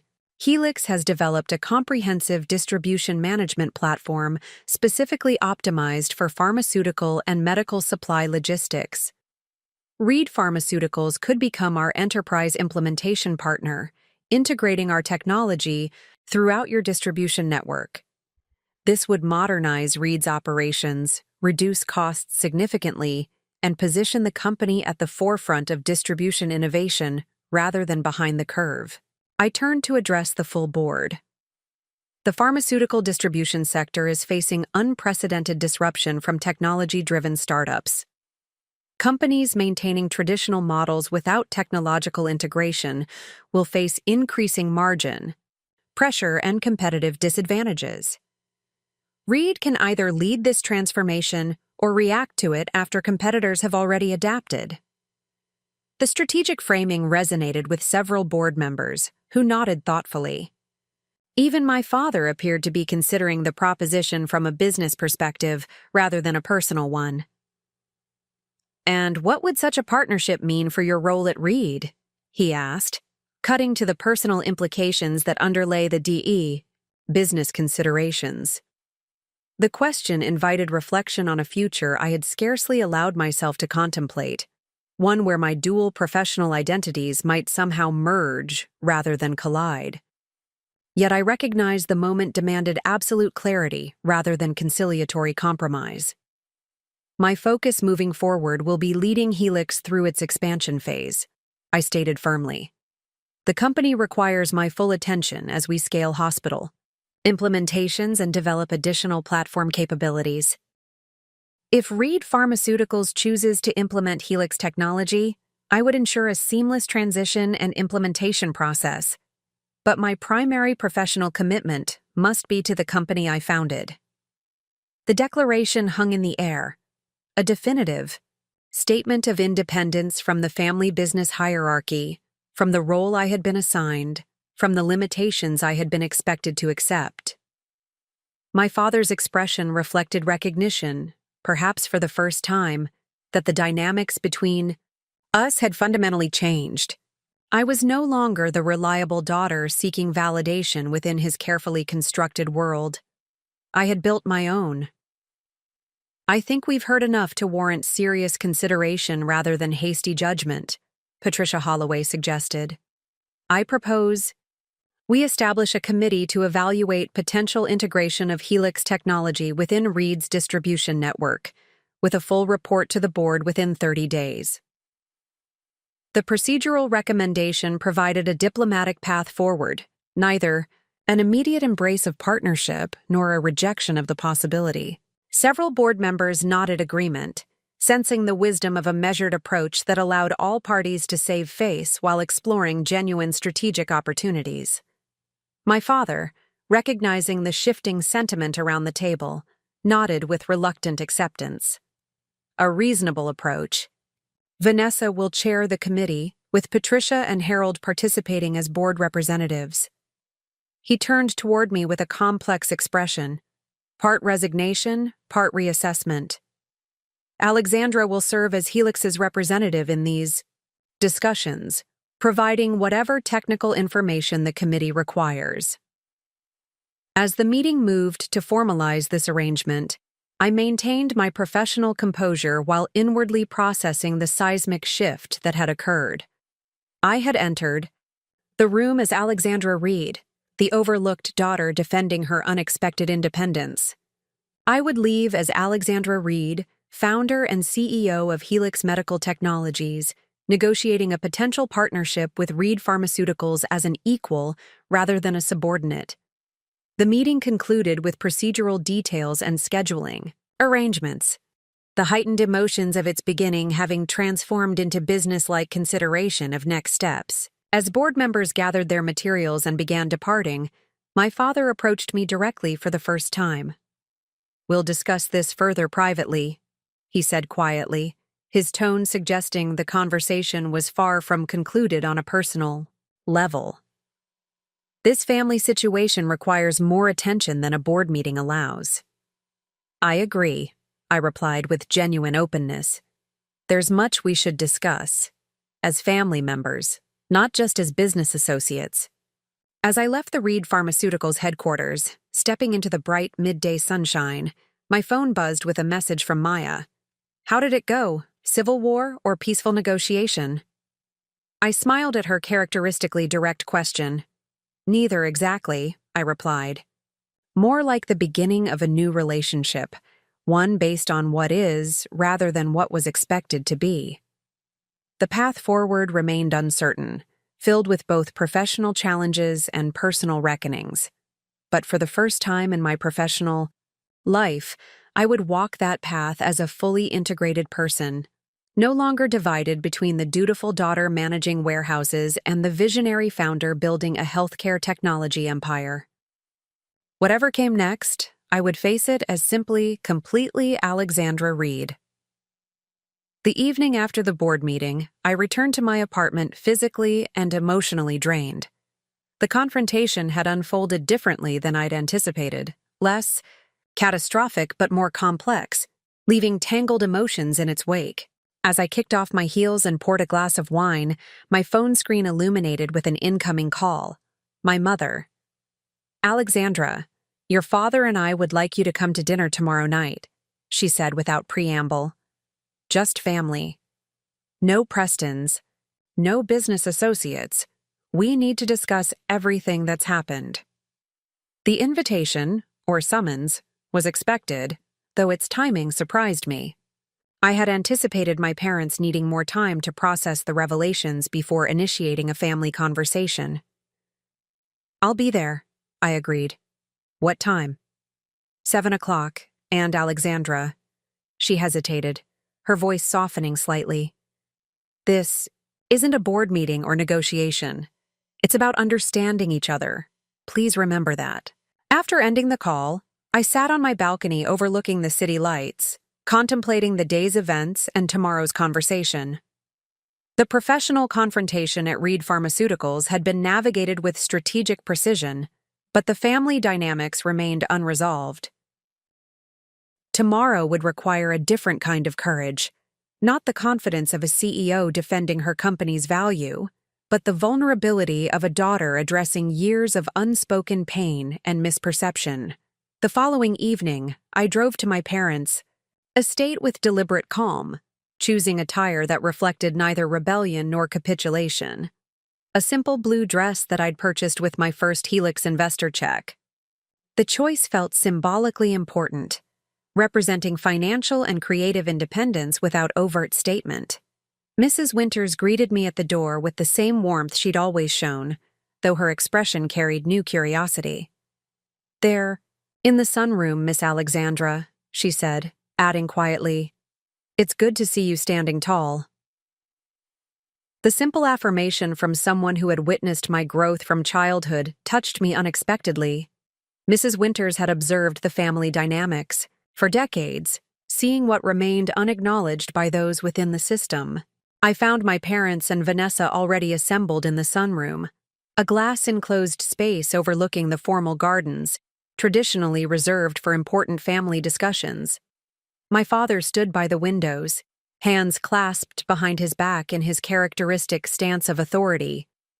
My mother sat in a wingback chair, posture perfect as always, while Vanessa occupied the small sofa, expression guarded, but not hostile.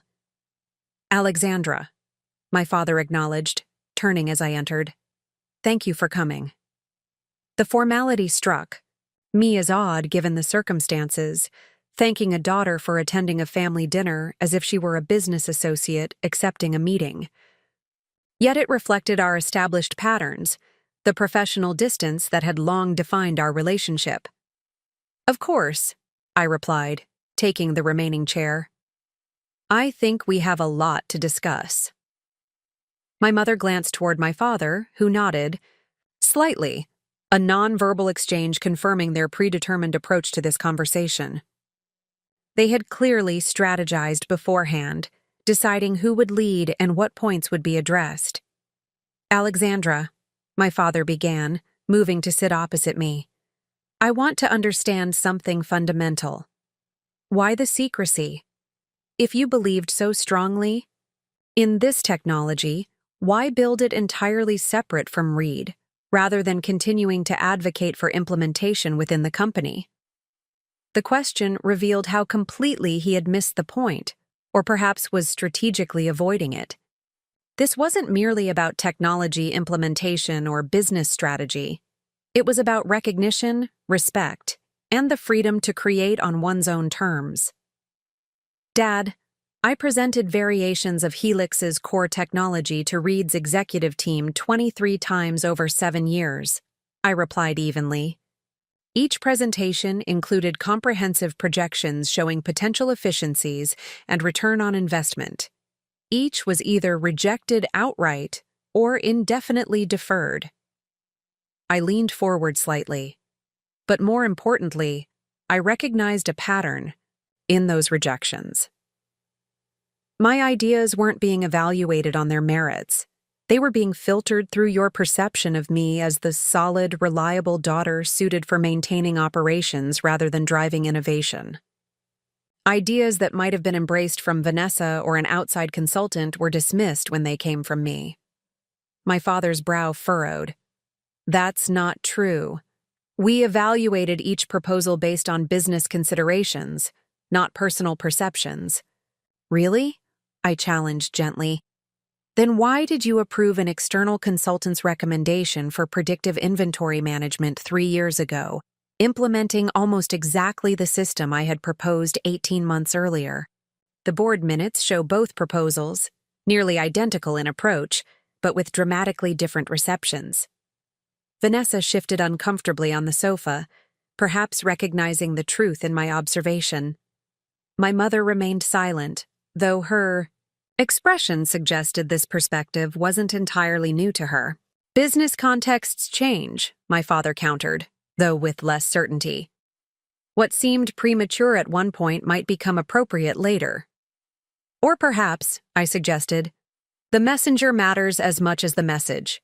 When ideas come from sources you perceive as innovative or visionary, you evaluate them differently than when they come from sources you've categorized as merely operational or supportive." The silence that followed acknowledged the truth more clearly than any verbal response could have. My father had created a narrative about each of his daughters early in our development.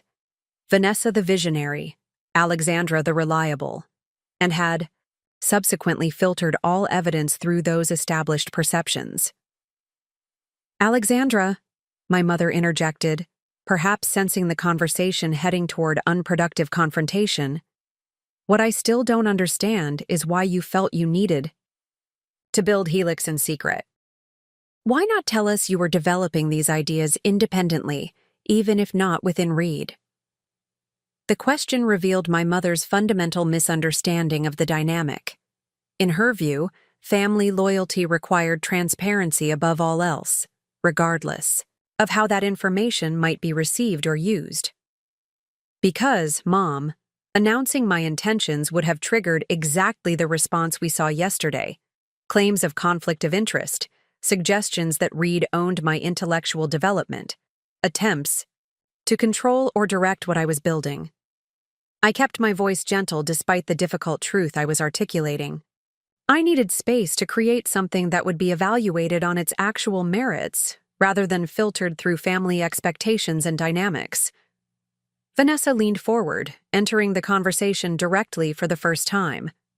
I think what Alexandra is saying, and what yesterday's board meeting confirmed, is that she wasn't seen accurately within the family or company. The Alexandra who built a $52 million healthcare technology company isn't the person any of us thought we knew. Her unexpected alliance, or at least understanding, shifted the conversational energy. My sister wasn't defending our parents' perspective as I had anticipated. Instead, she was acknowledging the validity of my experience. Which raises the question, my father said, his tone less defensive than before, of how we failed to see this capability in you, Alexandra. Was it there all along and we missed it?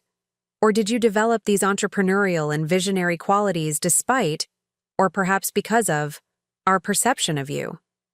The question surprised me with its introspection. My father rarely questioned his judgments or perceptions, particularly regarding his daughter's capabilities. That he would now openly consider the possibility of misjudgment represented a significant shift. I think the qualities were always there, I replied thoughtfully. The analytical thinking you valued for operational purposes is the same skill that helped me identify systemic problems in healthcare distribution. The attention to detail you saw as limiting actually enabled me to design solutions at a granular level other entrepreneurs missed. The reliability you sometimes dismissed as unambitious provided the discipline to build something substantial without external validation. I paused, considering how to articulate the next part without unnecessary harshness. The difference isn't in the qualities themselves, but in how they're perceived and valued. The same characteristics can be seen as limitations or strengths depending on the lens applied. My mother's eyes glistened with unexpected emotion. I always knew you were capable, Alexandra. I just thought you were content with your role at Reed, that you preferred the stability and didn't want the pressure of leadership. That was a comfortable assumption, I acknowledged. It justified the different opportunities and recognition given to Vanessa versus me, but it wasn't based on my actual ambitions or capabilities, just on what fit the established family narrative. Vanessa nodded slowly. We all accepted certain stories about each other. I was the natural leader. You were the dependable supporter. It became self-reinforcing. And now? My father asked, his question directed at no one in particular. Where does this leave us as a family? As business associates? The question hung in the air, acknowledging that multiple relationships required recalibration, our personal connections as family members and our professional interactions as leaders of interconnected enterprises. I think it starts with seeing each other more accurately, I suggested. Not as the roles we've been assigned, but as the people we've actually become. You're not just my father and Reed's CEO. You're a business leader navigating industry disruption and family succession simultaneously. Mom isn't just the corporate wife supporting from the background. She's a significant shareholder with her own perspectives that deserve consideration. I turned toward my sister. Vanessa isn't just the favored daughter being groomed for leadership. She's a capable executive facing the challenge of modernizing a traditional business in a rapidly changing environment. And I'm not just the reliable warehouse manager. I'm the founder of a healthcare technology company that's solving problems I identified through years of operational experience. The room fell silent as each person absorbed this reframing, this invitation to see beyond established narratives to the more complex reality beneath them. You're right, my father finally acknowledged, his voice carrying an unfamiliar humility. We've operated from oversimplified understandings of each other. That needs to change. He stood and moved to the window again, gathering his thoughts before continuing. The committee will explore potential integration of Helix technology within Reed's distribution network, as agreed yesterday. But beyond that professional arrangement, I hope we can rebuild relationships that have clearly suffered from misperception and unexamined assumptions. The statement, while not quite an apology, represented a significant shift in my father's perspective, an acknowledgement that the family dynamic required revision, not just the business relationship. I would welcome that, I replied sincerely. Though I want to be clear that rebuilding our family relationships doesn't mean returning to old patterns. I won't diminish myself or my achievements to maintain harmony or meet expectations that no longer fit who I am. My mother nodded slowly, reaching to take my hand. We wouldn't want that, Alexandra. Seeing you yesterday, confident, prepared, unwavering, made me realize how much of yourself you've held back within the family. I don't want a diminished version of my daughter, even if that version is more familiar or comfortable.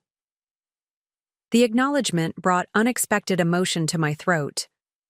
For years I had believed my parents preferred the constrained, compliant Alexandra who fulfilled her assigned role without disruption. Hearing my mother explicitly reject that preference represented a profound shift in our relationship.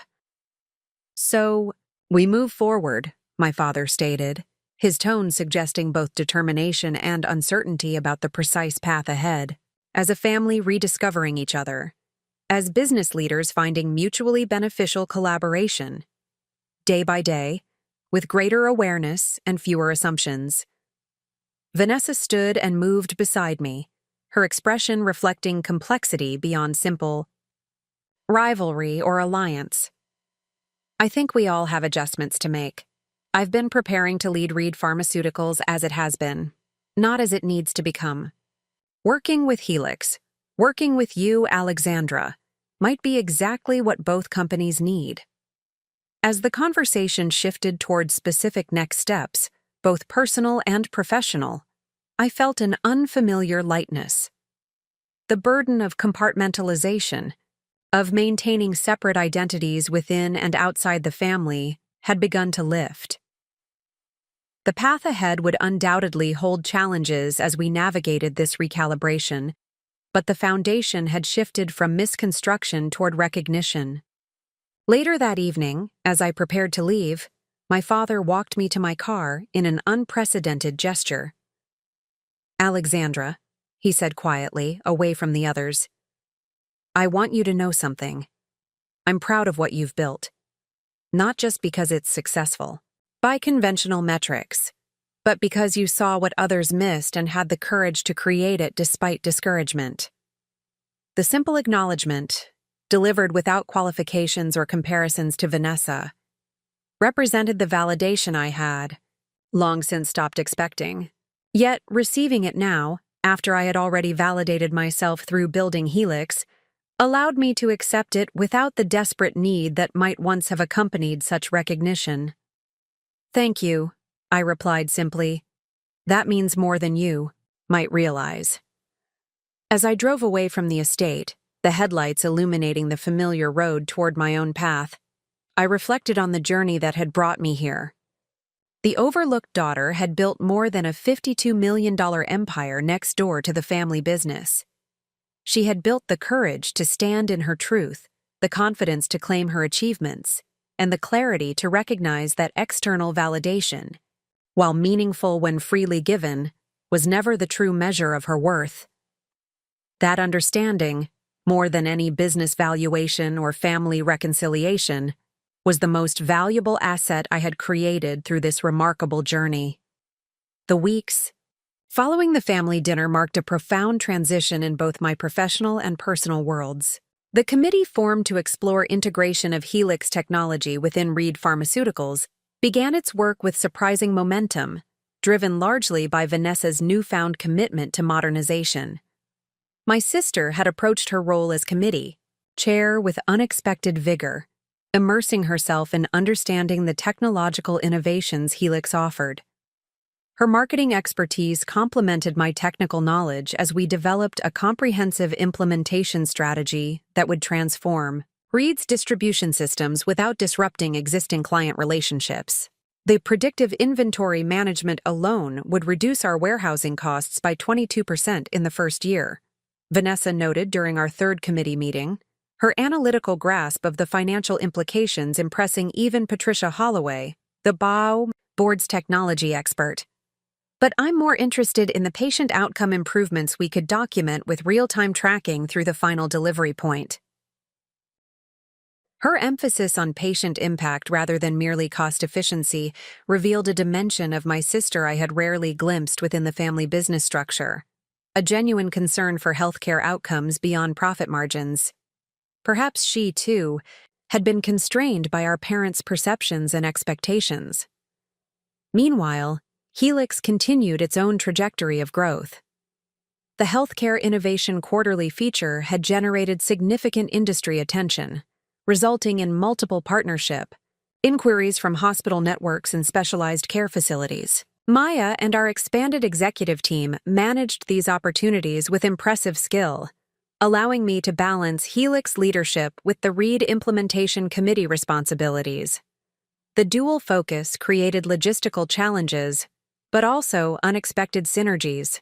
Insights from the Reed integration planning enhanced our approach with other clients, while developments from our hospital implementations informed recommendations for Reed systems. The boundaries between the companies remained clear but permeable, allowing valuable cross-pollination of ideas.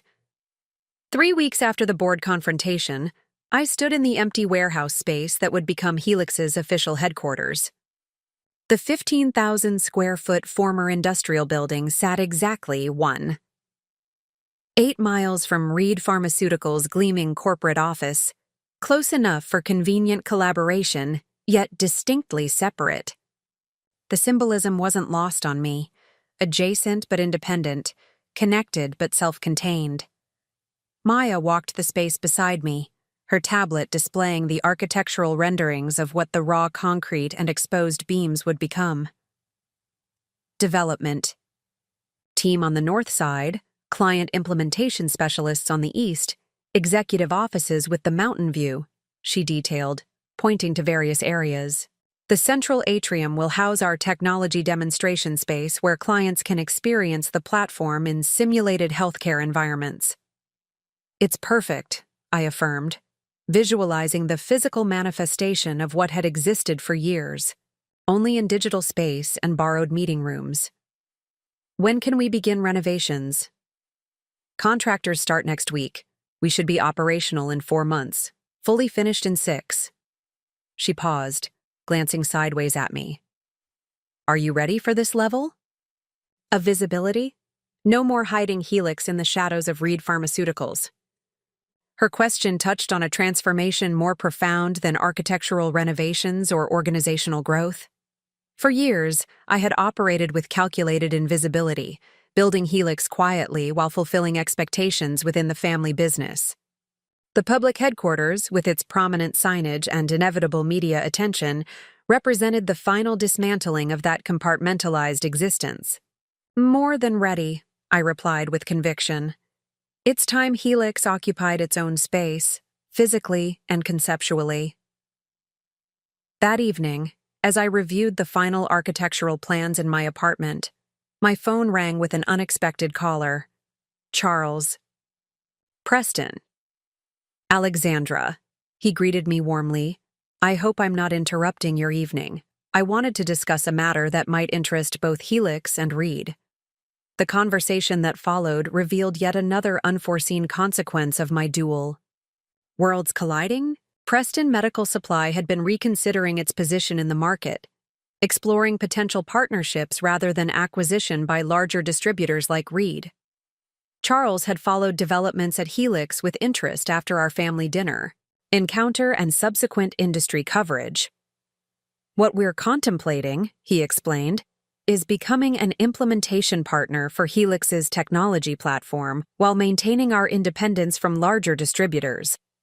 We have established relationships with smaller regional hospitals that would benefit from your system but might be overlooked by major networks. The proposal presented fascinating possibilities. a three-way collaboration that could accelerate both Helix's market penetration and Reed's technological transformation through Preston's specialized regional connections. It would require careful negotiation of boundaries and expectations, but the potential benefits were substantial for all parties. That's an intriguing concept, I acknowledged. Would you be open to discussing this with Vanessa and the Reed Implementation Committee? This might align perfectly with the integration strategy we're developing. I was hoping you'd suggest that, Charles replied, his satisfaction evident even through the phone connection. I've always believed business opportunities emerge in unexpected partnerships when people think beyond conventional structures. After arranging a preliminary meeting, I sat on my balcony considering how dramatically circumstances had evolved in a few short weeks. What had begun as a secretive parallel venture built in the shadows of family expectations had catalyzed a fundamental recalibration of relationships, both business and personal. The overlooked daughter had not only built a successful company, but was now potentially reshaping the entire family enterprise and its industry relationships. The following morning, I approached the Reed Pharmaceuticals warehouse with different energy than I had carried throughout my years managing the facility. Today would be my final day as a Reed employee, a transition formally approved by the board as part of the new Helix-Reed partnership arrangement. I would shift from division manager to implementation consultant, guiding the integration of Helix technology while fully embracing my primary role as Helix's founder and CEO. Marco greeted me at the entrance, his weathered face reflecting mixed emotions. So today's the day, Ms. Reed. Hard to believe you won't be running this place anymore. Change was inevitable, I replied, touched by his evident concern.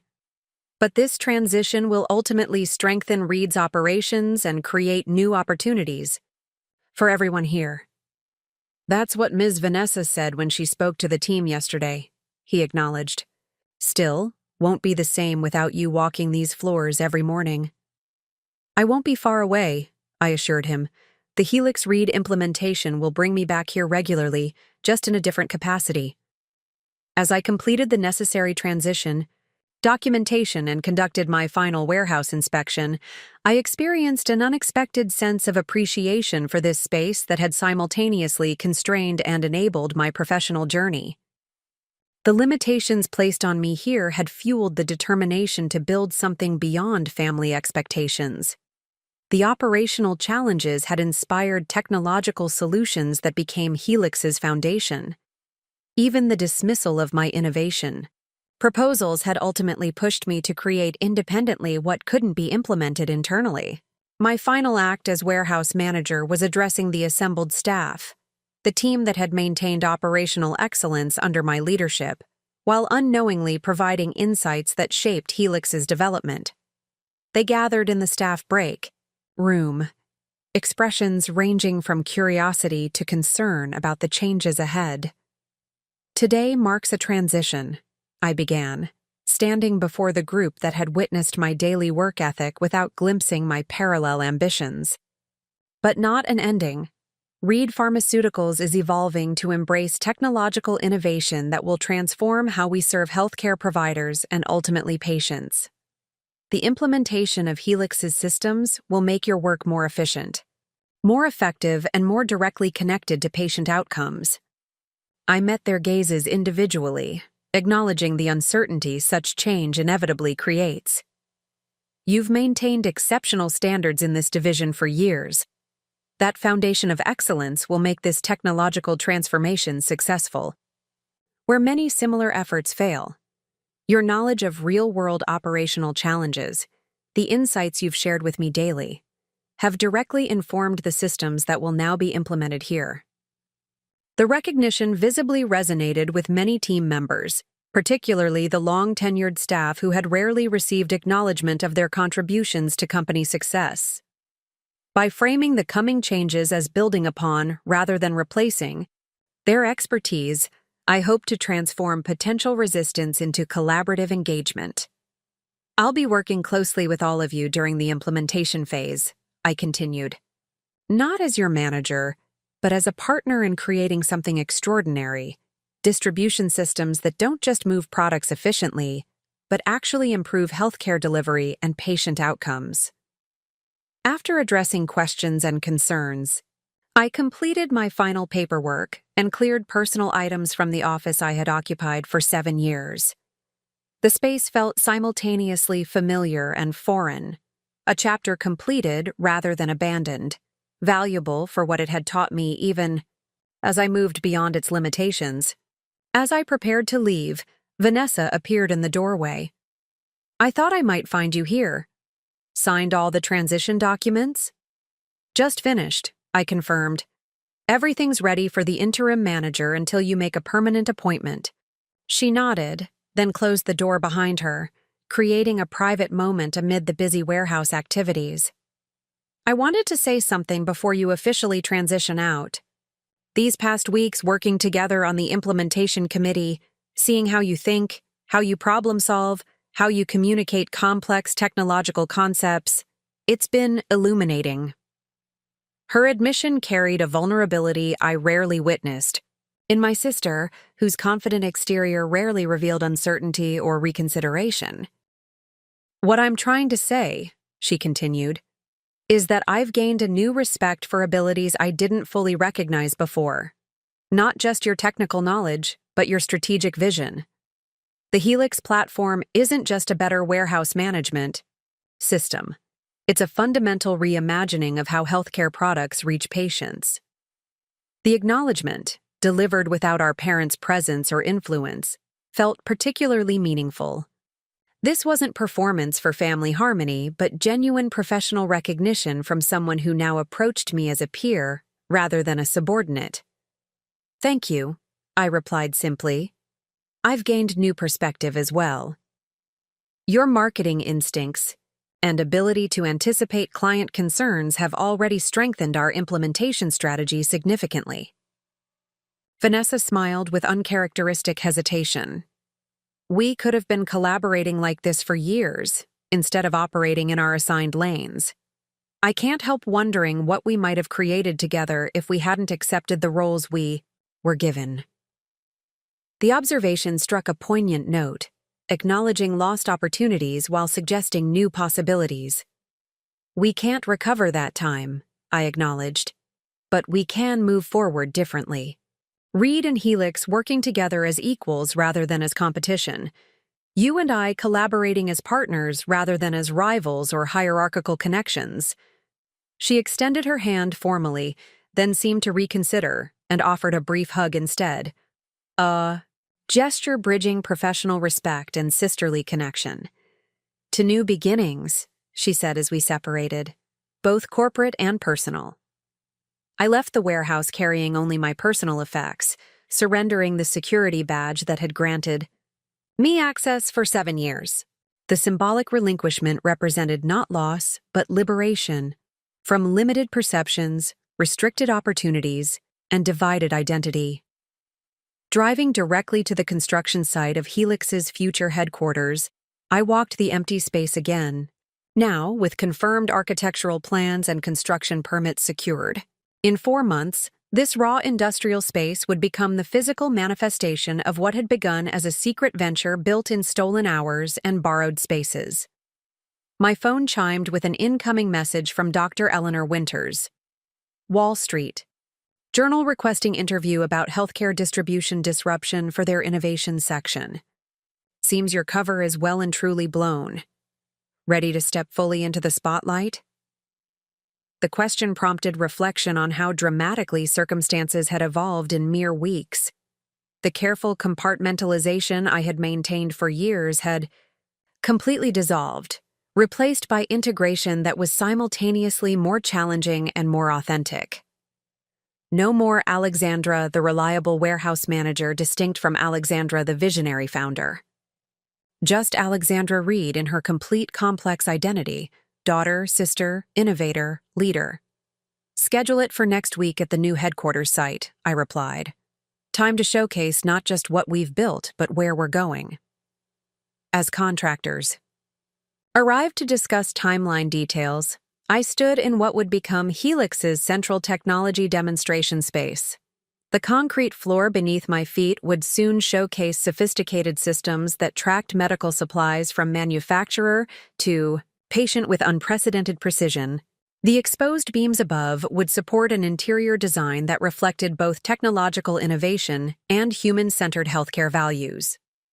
What struck me most profoundly was that this space, like my recalibrated identity, would no longer be defined by what it wasn't, not Reed Pharmaceuticals, not my family's expectations, but by what it uniquely offered. Helix wasn't the negation of my past, but the affirmation of my vision. A company built not in opposition, but in service to genuine healthcare needs I had identified through years of operational experience. The overlooked daughter hadn't just built a competing empire to prove her worth. She had created something authentic and valuable that stood on its own merits, catalyzing transformation that extended beyond personal vindication to industry innovation. That evolution, from reactive defiance to creative purpose, marked the most significant development in my journey. I was no longer building in response to limitation, but creating from a place of genuine vision and capability. Not Reed Pharmaceuticals, overlooked logistics manager proving her worth, but Alexandra Reed, founder and CEO, advancing healthcare distribution through technological innovation. The empire next door had become a bridge rather than a barrier, connecting past and future, tradition and innovation, family histories and new possibilities. And I had become not just its architect, but its ambassador, no longer hidden in shadows, but standing confidently in light. 4 months passed in a whirlwind of parallel developments. The Helix headquarters renovation progressed on schedule, transforming the industrial space into a modern technology center that embodied our mission of healthcare innovation. Simultaneously, the Reed Helix Implementation Committee advanced from planning to preliminary deployment, installing our platform in Reed's central distribution facility as a pilot before company-wide integration. The partnership with Preston Medical Supply added an unexpected dimension to both initiatives. Charles Preston had enthusiastically embraced the three-way collaboration, offering his company's regional hospital network as an ideal testing ground for the integrated systems. This arrangement accelerated Helix's market penetration while giving Reed access to specialized healthcare segments previously beyond their reach. On a crisp autumn morning, I stood before the newly completed Helix headquarters, preparing to address the assembled team members, media representatives, and industry partners who had gathered for our official opening. The building's facade featured a striking architectural blend of industrial heritage and modern innovation. Preserved brick walls juxtaposed with expansive glass panels, the Helix logo illuminated in subtle blue lighting above the entrance. Inside, the transformation was even more dramatic. The central atrium housed our technology demonstration center, where visitors could experience simulated healthcare environments showing Helix systems in action, from hospital pharmacies to emergency departments, from distribution centers to patient bedsides. Development teams occupied collaborative workspaces designed for both concentration and cross-functional interaction.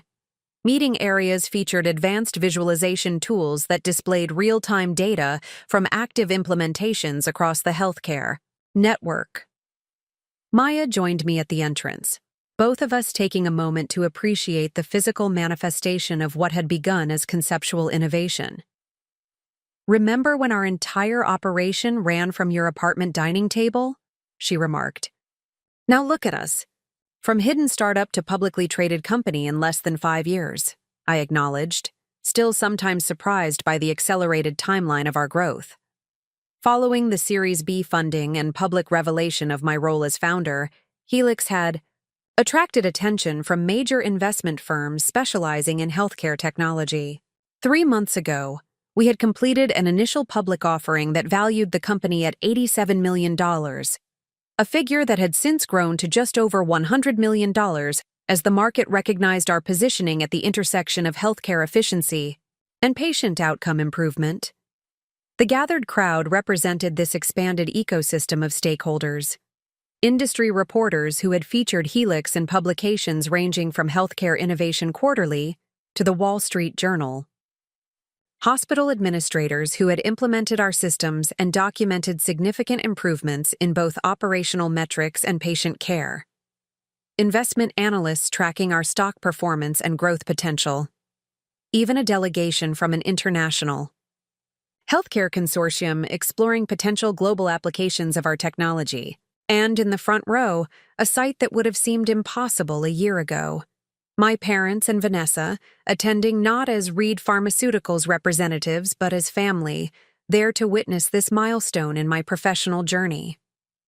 At precisely 10 a.m., I stepped to the podium to deliver the opening address.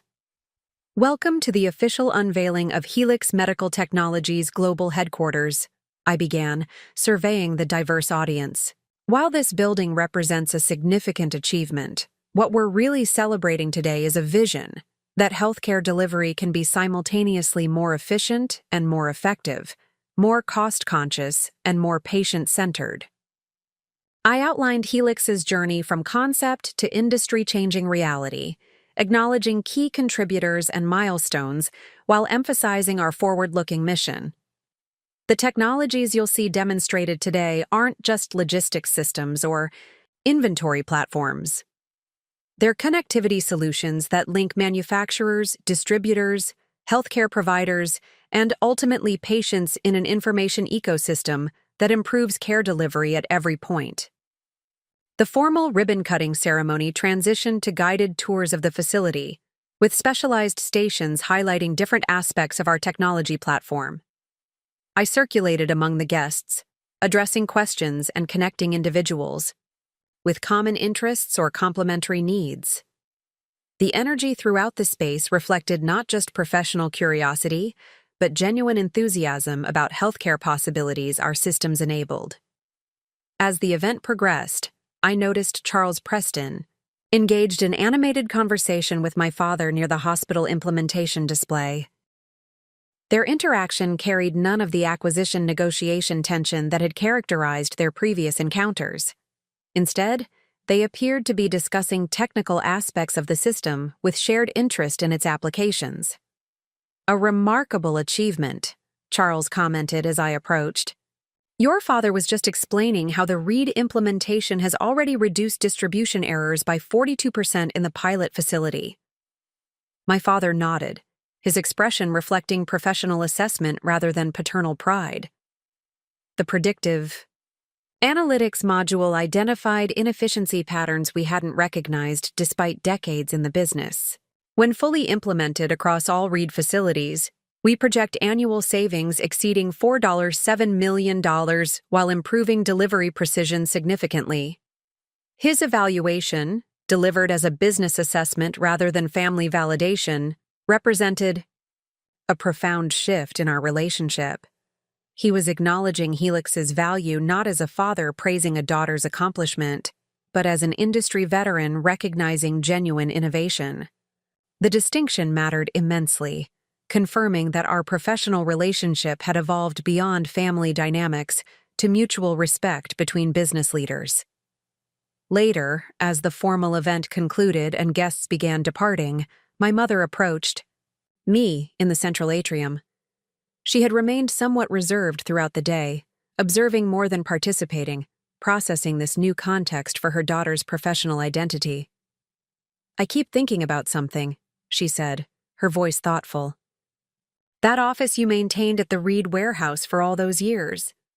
It was so utilitarian, functional. Nothing like this." She gestured to the expansive, light-filled space surrounding us. "It served its purpose," I replied, uncertain where her observation was leading. "That's just it," she continued. "You created this." She indicated the building and all it represented. "While operating from that small, overlooked space, you saw possibilities no one else recognized and built toward them despite constraints." She paused, meeting my gaze directly. "I always thought I understood you, Alexandra. Now I realize I was seeing only what fit my preconceptions." The acknowledgement, delivered without defensiveness or qualification, touched me deeply.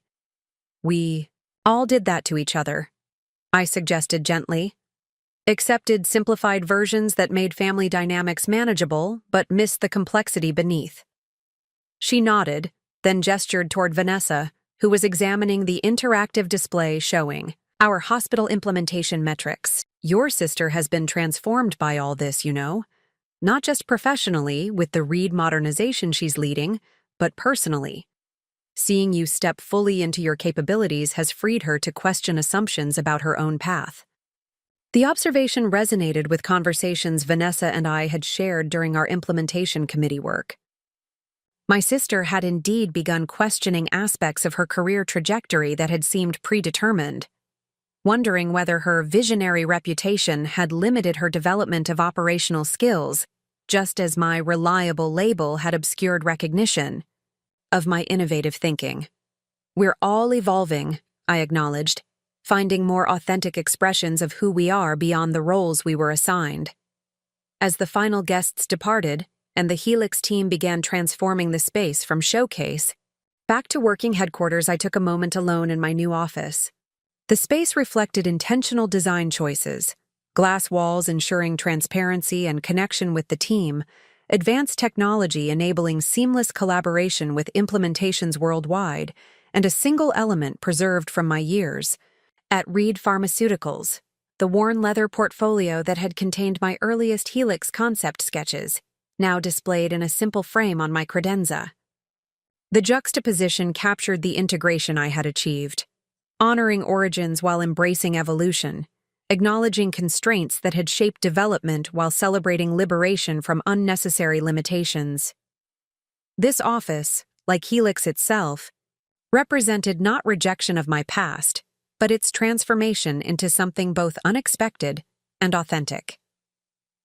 My reflection was interrupted by Maya, tablet in hand. Ready for tomorrow's executive team meeting? The Q3 projections exceeded targets by 17%, and the Preston Regional Hospital implementation is showing even better metrics than anticipated. I'll review the full report tonight, I confirmed. But first, I need to follow up on a conversation from the opening event, an unexpected possibility I want to explore. After Maya departed, I made a phone call that would have been unimaginable months earlier. Dad? I'd like to discuss an idea that emerged from my conversation with Charles. Preston today. Something that might benefit both Reed and Helix while addressing an underserved healthcare segment. Are you available for dinner this evening? Just the two of us. The invitation, and his immediate acceptance, represented another milestone in our recalibrated relationship.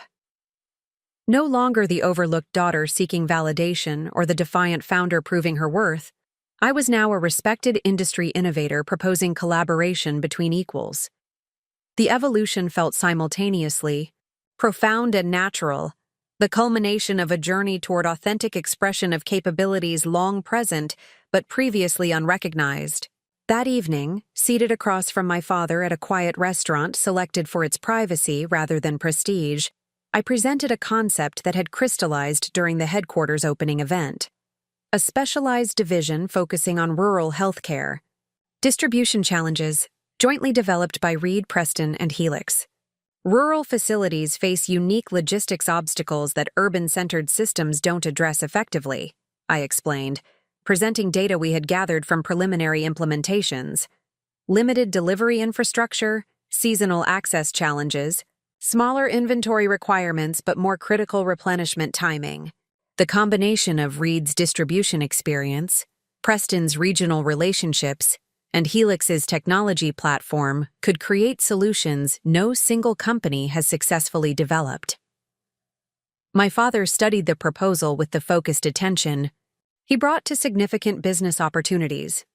The market segment is typically overlooked because of lower volume and higher service costs, he acknowledged. But addressing these challenges effectively would create substantial competitive advantage and significant healthcare impact. Precisely, I confirmed. It's not just an underserved market, it's an underserved patient population. Improving. Distribution reliability in rural healthcare settings directly affects treatment options and outcomes for communities with already limited medical resources. As we discussed implementation approaches and resource requirements, I recognized a quality in our interaction that had rarely been present previously: mutual respect without hierarchy. He engaged with my proposal as he would with any valued business colleague, questioning assumptions, contributing insights, building upon concepts rather than directing or dismissing them.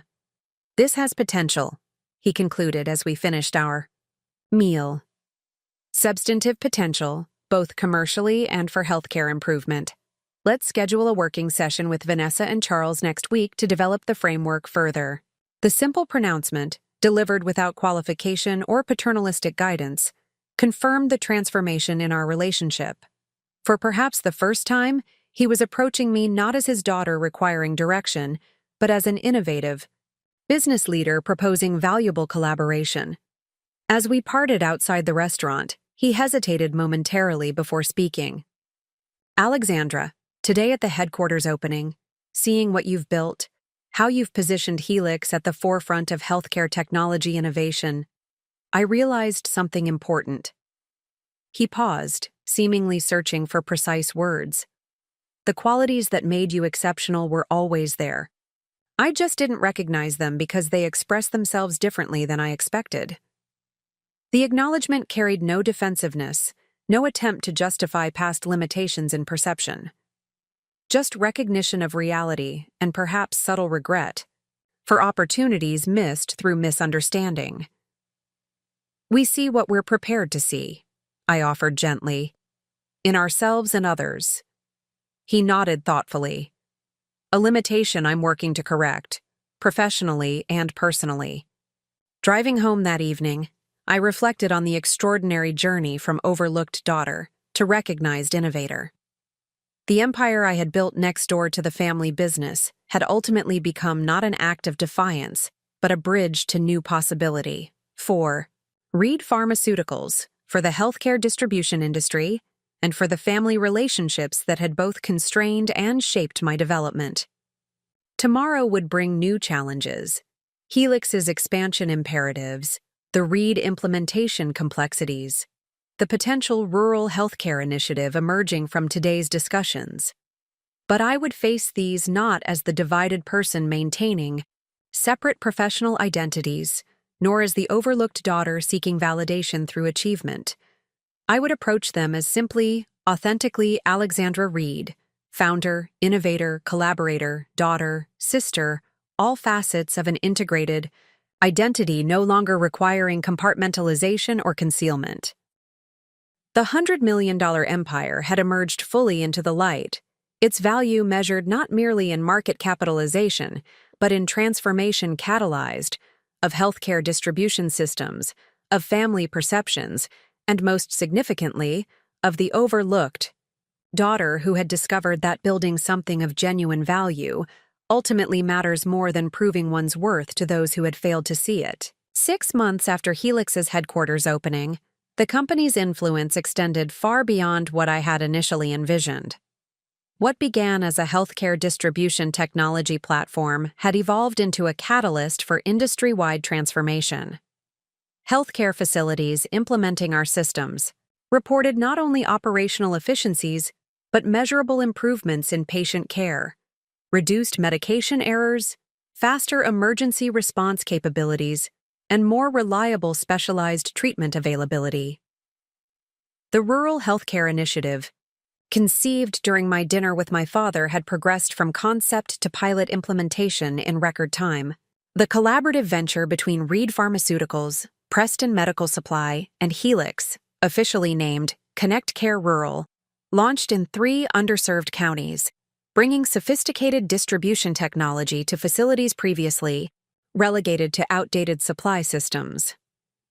On a crisp spring morning, I stood in the modest community hospital in Riverdale County, observing as the system we had designed specifically for rural healthcare challenges completed its initial implementation phase.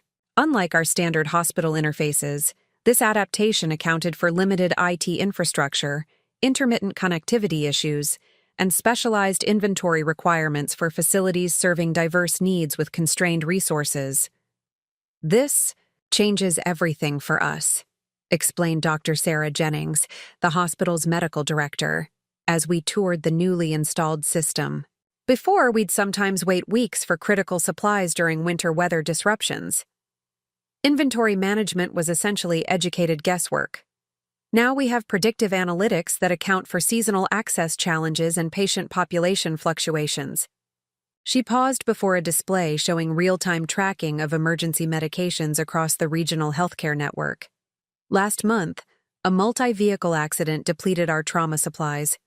The system automatically redistributed resources from 3 facilities in neighboring counties, ensuring every patient received optimal care. That kind of coordination was impossible before. The tangible impact of our technology, measured not just in efficiency metrics but in human outcomes, reinforced the purpose behind Helix's creation. This wasn't merely about building a successful company or proving my capabilities to my family. It was about addressing critical healthcare needs that affected real people in tangible ways. My reflections were interrupted by a notification from Maya, indicating that our scheduled video conference with international healthcare officials would begin in 20 minutes. We had recently received inquiries from developing countries interested in adapting Helix systems for regions with limited healthcare infrastructure, an application I had never initially considered, but which held tremendous potential for global impact. "Will you need anything specific for the conference?" Dr. Jennings asked as we concluded our tour. "Just a quiet room with reliable internet," I replied. "We're discussing potential adaptations of this rural system for healthcare facilities in Southeast Asia and parts of Africa." Her expression reflected genuine admiration. From a secret startup in a warehouse office to international healthcare implementation in less than 5 years. Remarkable trajectory. "It's been an unexpected journey," I acknowledged, still sometimes surprised by how far Helix had come from those early days of divided identity and hidden innovation. The video conference revealed yet another dimension of Helix's expanding influence. Healthcare officials from 3 developing nations described distribution challenges that made even rural American facilities seem technologically advanced by comparison. Limited refrigeration capabilities, unreliable electricity, complex terrain barriers to physical delivery, challenges that required fundamental rethinking of our core systems. We believe Helix's platform can be adapted to address these unique constraints, I explained, sharing conceptual diagrams our development team had created. The predictive analytics that serve American rural hospitals can be reconfigured to accommodate your specific infrastructure limitations, potentially leapfrogging traditional distribution models entirely in some regions. The discussion evolved into exploration of how technology might enable healthcare improvements in environments traditional systems had deemed too challenging to address effectively. The officials described communities where basic medical supplies arrived sporadically, if at all, where life-saving medications often reached patients too late due to distribution inefficiencies. "This isn't merely a business opportunity," I noted, as the meeting concluded. "It's a chance to demonstrate that technological innovation can serve humanitarian purposes when designed with specific contextual challenges in mind. Our team will develop a formal proposal incorporating the considerations you've shared today." As I drove back to Helix headquarters that afternoon, I reflected on how significantly my professional purpose had evolved. The company, born partly from personal frustration with family limitations, had transformed into an enterprise with potential global healthcare impact. The overlooked daughter building an empire to prove her worth had become an innovator seeking to address fundamental healthcare inequities across vastly different environments.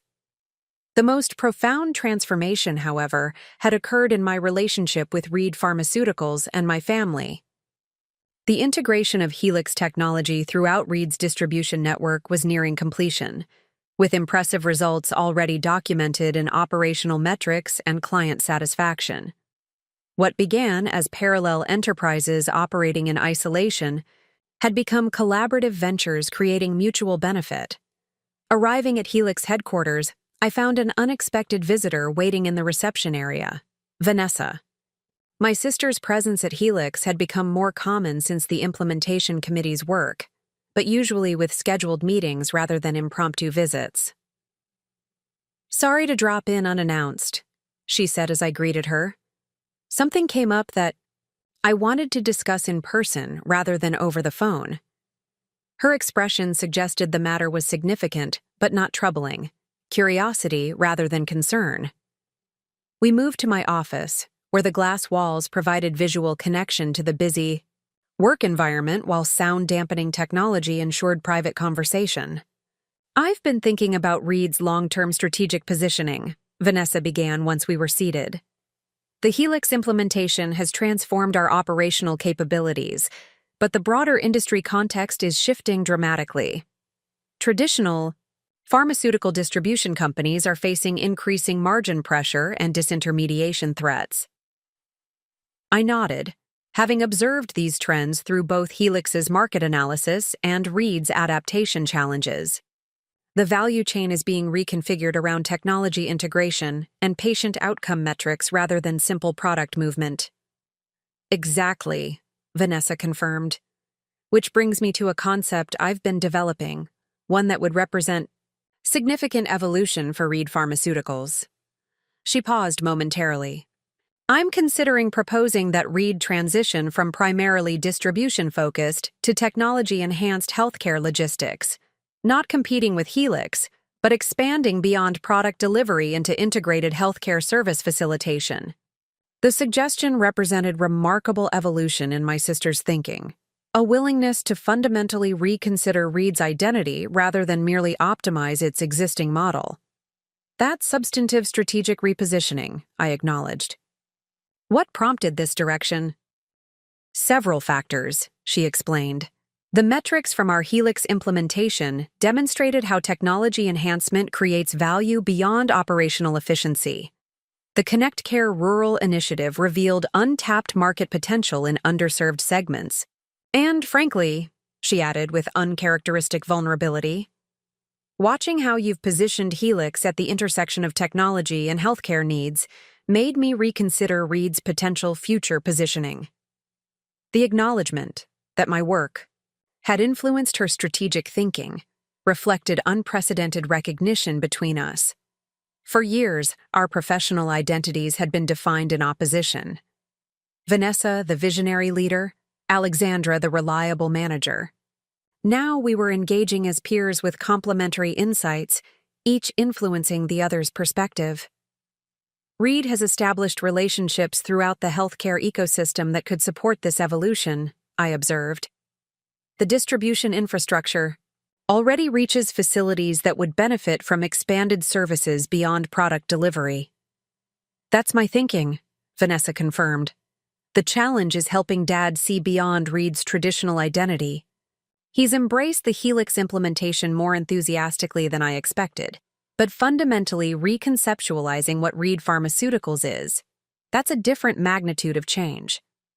Her candor about our father's potential resistance reflected another evolution in our relationship, shared understanding of family dynamics that had shaped both our professional trajectories. We were no longer competitors within a closed system of parental approval, but collaborators navigating complex business challenges with clear-eyed recognition of both opportunities and obstacles. "What if we approach this collaboratively?" I suggested. "Not as a Reed initiative requiring his approval, but as a joint strategic opportunity emerging from the successful integration of our company's capabilities." Vanessa considered this framing. "Position it as evolution emerging from partnership rather than fundamental change requiring his authorization.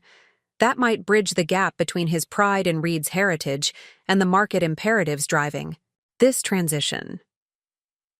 We spent the next hour outlining a strategic framework that honored Reed's established strengths while acknowledging industry transformations requiring adaptive response. By the time Vanessa departed, we had drafted a preliminary presentation that would introduce the concept at the upcoming quarterly board meeting, presented jointly rather than as competing visions.